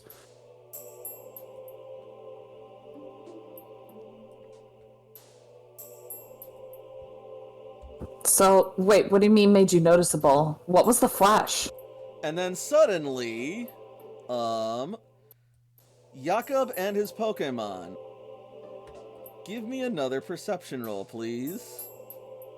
Woo! Because we're on edge and paying attention, do I get a +1? I'll allow it. Who all is rolling? Just Jakob and his Pokemon right now. Radical. So, everyone, you will suddenly hear a loud ka-thwack! Like the sound of a golf club hitting a golf ball, but amplified through the biggest, loudest speaker you've ever heard, and sounding like thunder striking the sky. Oh, look at Toshi. Instinctive scatter. Jakob, as you look up towards that sound... I didn't say I and your looked up, I said instinctive scatter. Even so, you will notice a massive boulder hurling towards you and Delphox like a meteor from on high.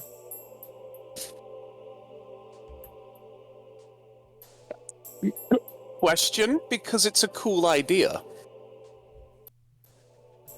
I'm listening. Can Leah snipe that out of the air with an egg bomb? She can Ooh. try.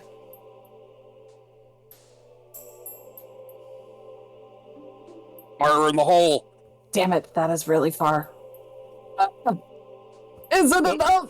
Just launches an egg into the air. Well, I mean, it matches, so, like, in terms of a boulder, does that still apply? Does a boulder have evasion?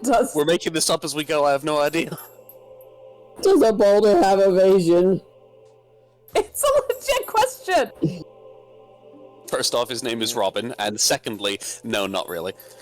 So, Chansey launches an egg bomb, and it's a direct hit, but the boulder's sheer bulk and density unfortunately allow it to tank the brunt of the blast and hurl through it, still on a collision course with Delphox and Jakob. Okay, so, I would like to see if Delphox can use telekinesis to, instead of trying to stop it, redirect it just enough for it to hit the ground away from us. What is its focus? 6d6. It's normally 5d6. I spent the points to put a +1 into that bad boy. All right. Does it have the Poke Edge to enhance its telekinetic abilities? It should not. I do not believe I have that yet. Let me just double check right here. All right. So how much does Power 6 give in terms of lifting strength? There is a handout for that. Power I and do weight not have class. that thing yet.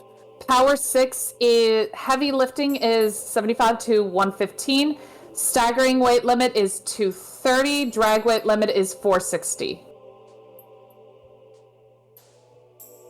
Or are you looking at weight class? No, that's what I wanted to know. Okay. 460. Yeah, unfortunately, this boulder is far heavier than it has the psychic capacity to even budge.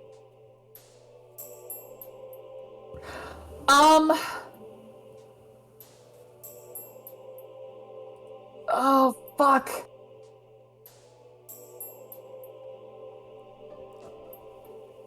Because I don't even think if I tried to intercept, like, I would be able to get there in time.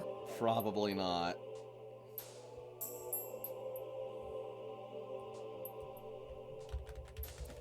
Dodge?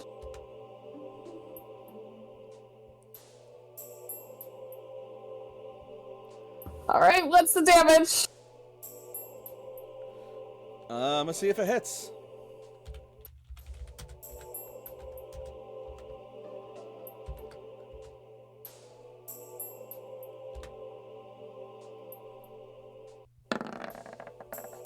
It misses. The boulder lands just short of you and your Pokemon as it creates a gigantic cloud of sand that buffets you and your Delphox, blinding you for a turn. Hey, Jakob, how brown are your pants? Probably considerably browner from the sand. Yuck, yuck, yuck, yuck.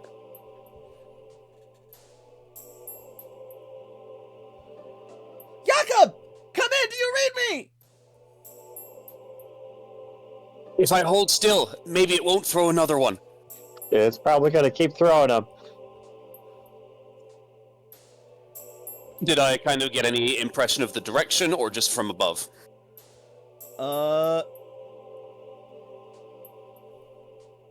That appear to be coming from the northeast. Sweet. That is very good information. We go on the other side of the rocks. Go over this way on the other side of the rocks to get a little bit of cover while trying to make a decision. Chart your path, please.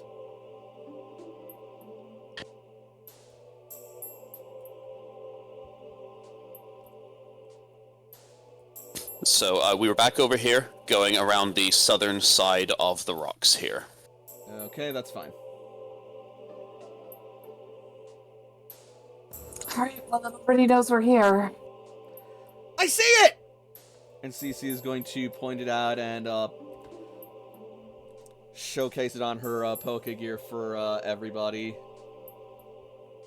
And sure enough, standing atop a damaged corner of what was once a structure of some kind, you see Red Steel. The infamous Tinkaton wielding a massive red metal hammer, but upon its head, along with its luscious pink and white fairy-like locks, you see a metallic crystal in the shape of an axe embedded into Tinkaton's scalp. And it is radiating that same reflective gray energy that the crystal does. And the crystal is going to glow brightly and create a blinding flash of light for the group.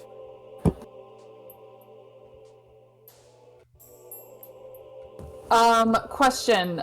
Layla has been watching everybody's movements to make sure to, like, see where the paths are. Layla would like to give to at least be near Cece to kind of give her like cover.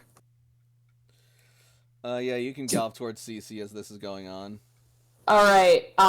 Can we assume because Layla's been watching that she takes the safer path? Yes. Okay. We're gonna go like here-ish. All right. I can't move. Thank you. There we go.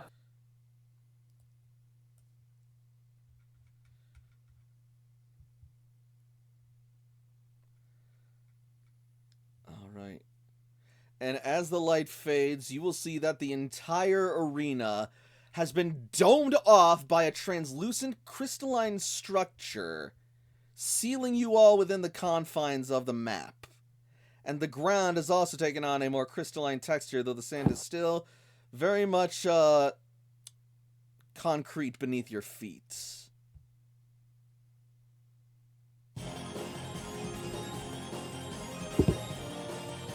All right. No going back now, guys. And so, our heroes stand ready to do battle with Red Steel. The moment is upon them at last. They have themselves and their Pokemon to rely on. Magenta sends out Chance the Scrapper to join her in this epic bout to prove herself, not just to her friends, but to herself as well. It's going to take all of their might and pluck and abilities to win in this epic fight. But we will see who the winner is as the journey continues. Oh, shit's about to get real. Hot dick a day. I'm like, our shit's gonna get wrecked. Literally put the dome over the entire stadium, so now we're just ready to go. Welcome to the Thunderdome, bitch. I love how you said welcome to the Thunderdome, but immediately my brain started playing Welcome to the Jungle. We got fun and games! So, This bitch got fun and games for us. Oh, I already have a playlist that I'm gonna get on, like, my YouTube so I can listen to that while doing this, because copyrights. Oh, that's wonderful. in the meantime, though, what did we think of tonight's game? Oh my god. What a roller coaster. I love Magenta. She's a sweetheart. She deserves good things in her life, and people who don't treat her like garbage. Right. She's Just for a being living different. weapon, but she's our living weapon. I thought Toshi was our living weapon. Toshi's Yeah. probably out of control at this point. Always. Toshi's a menace. Toshi is high enough level that if Toshi went bad, broke bad, then it would be a serious problem. Magenta's still low enough level that we can be like, shut up and go back to the cloister. So I See- think, I think you've already answered this, but so what did we all think of the Aura Guardian revelation for one of her classes? Love Magenta. Super Saiyan. I wish I was there to see it. Super sorry. Saiyan Kale Magenta. Well, at the very least, it's recorded, so you could look back and see That's it. truth. Yeah, That's no, true. that's wonderful. Oh my god. Yeah, Magenta's an Aura Guardian. How cool is that? Hell yeah. Jesus. Unfortunately, she's not too happy about it herself because she's had some bad experiences. Oh, yeah. Yeah, you know what? We're actually going to hook you up with this I need- really cool thing that we do at our cloister called therapy. Yeah, therapy has been nice. Yeah, we're going to hook you up with some of that shit later on. Trust me, it's good.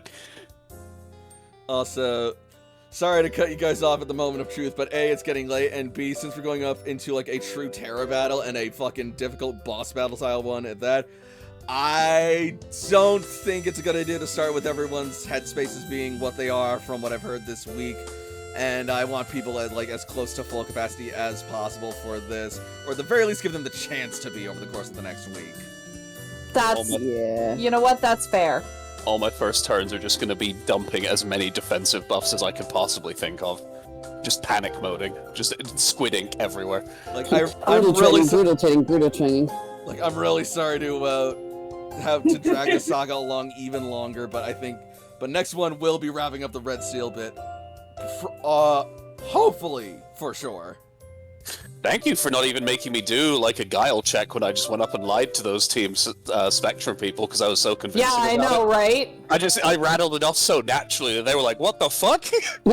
I've let Spectrum agents have absolutely horrid focus and intuition, so I don't know about their intuition, but even so, like, their stats aren't great, and they're not meant to be, like, serious things. And also, I have a fucking story that I need to tell. I don't need the fucking side intrigue and more conflict coming out of this, so, yeah, don't worry about that for now. Also, not to mention, if you really had to make that guile check, I was right there. I would let me help you with that in a heartbeat. Oh yeah, you would, without any question, Sam would be like, "Yeah, no, I was there. They have at least one Genesect. It's pretty dope." Also, I am so hyped to show off Chance the Scrapper in a combat. Hell yeah. That's A-plus wonderful. You guys need to bring AJ to this place when you guys decide to beat the Tinkaton, because oh my god, he No, 'cause loses you'll move shit. in.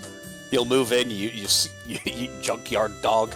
I I mean, it would be the perfect place. He already has all the EV evolutions, and you know what? There's Oh my god, No, guys, secret base. guys, I just had a thought. Hmm? Like, there's a part of me that kind of wants to give AJ this Tinkaton, because this one seems like as much of a tinkerer as AJ does. Like, can you imagine the chaos that will reign if AJ has red steel? Oh, We just want to make sure that this is something that's on our cloister's side. oh god. That We would need to be- make sure that this is That would be not something the that most- someone else has. That would be the most amazing Dante's Inferno hellscape we could ever come up with. Let's do it! Let's do it. I thought that was what Jakob was going for when he put AJ on the Pokeballs. Like, oh my god, he's catching it for AJ. I thought no, it was I mean, I'm super about doing that as well, but it's also just like this is an AJ special, so got to make sure that if anybody sees it, they recognize. There we go. Also, honestly, if we're up to it, I could also probably bullshit away for AJ to be like, yeah, I'm just gonna fucking zoom or fly across the desert again to be with you guys and go with this because I finished work early. What are we doing? What is that thing? No, Let's oh my see god. how, like, let him be like a last minute thing. Like, if we are getting our asses beat, then we'll bring AJ. Fair enough.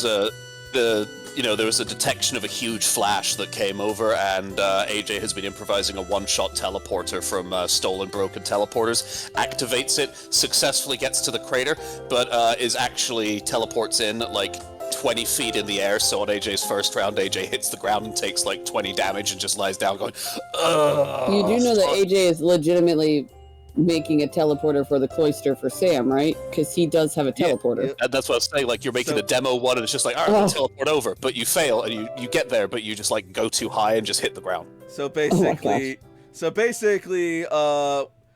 if the chips are down and things aren't looking good, he can be our ace in the hole. Oh my god. Leave. And on that note, thank you all so much for watching. If you're watching on Twitch, follow me for more streams in the future. If you're watching on YouTube, be sure to like and subscribe and join the Working Class Pack. Also, be sure to leave a comment, let your voice be heard, and get us out there. So until next week, good night, everybody, and happy Pokemon. Mwah! Good night, Good everybody. night. Bye-bye. Dr. Robotnik stole my wife.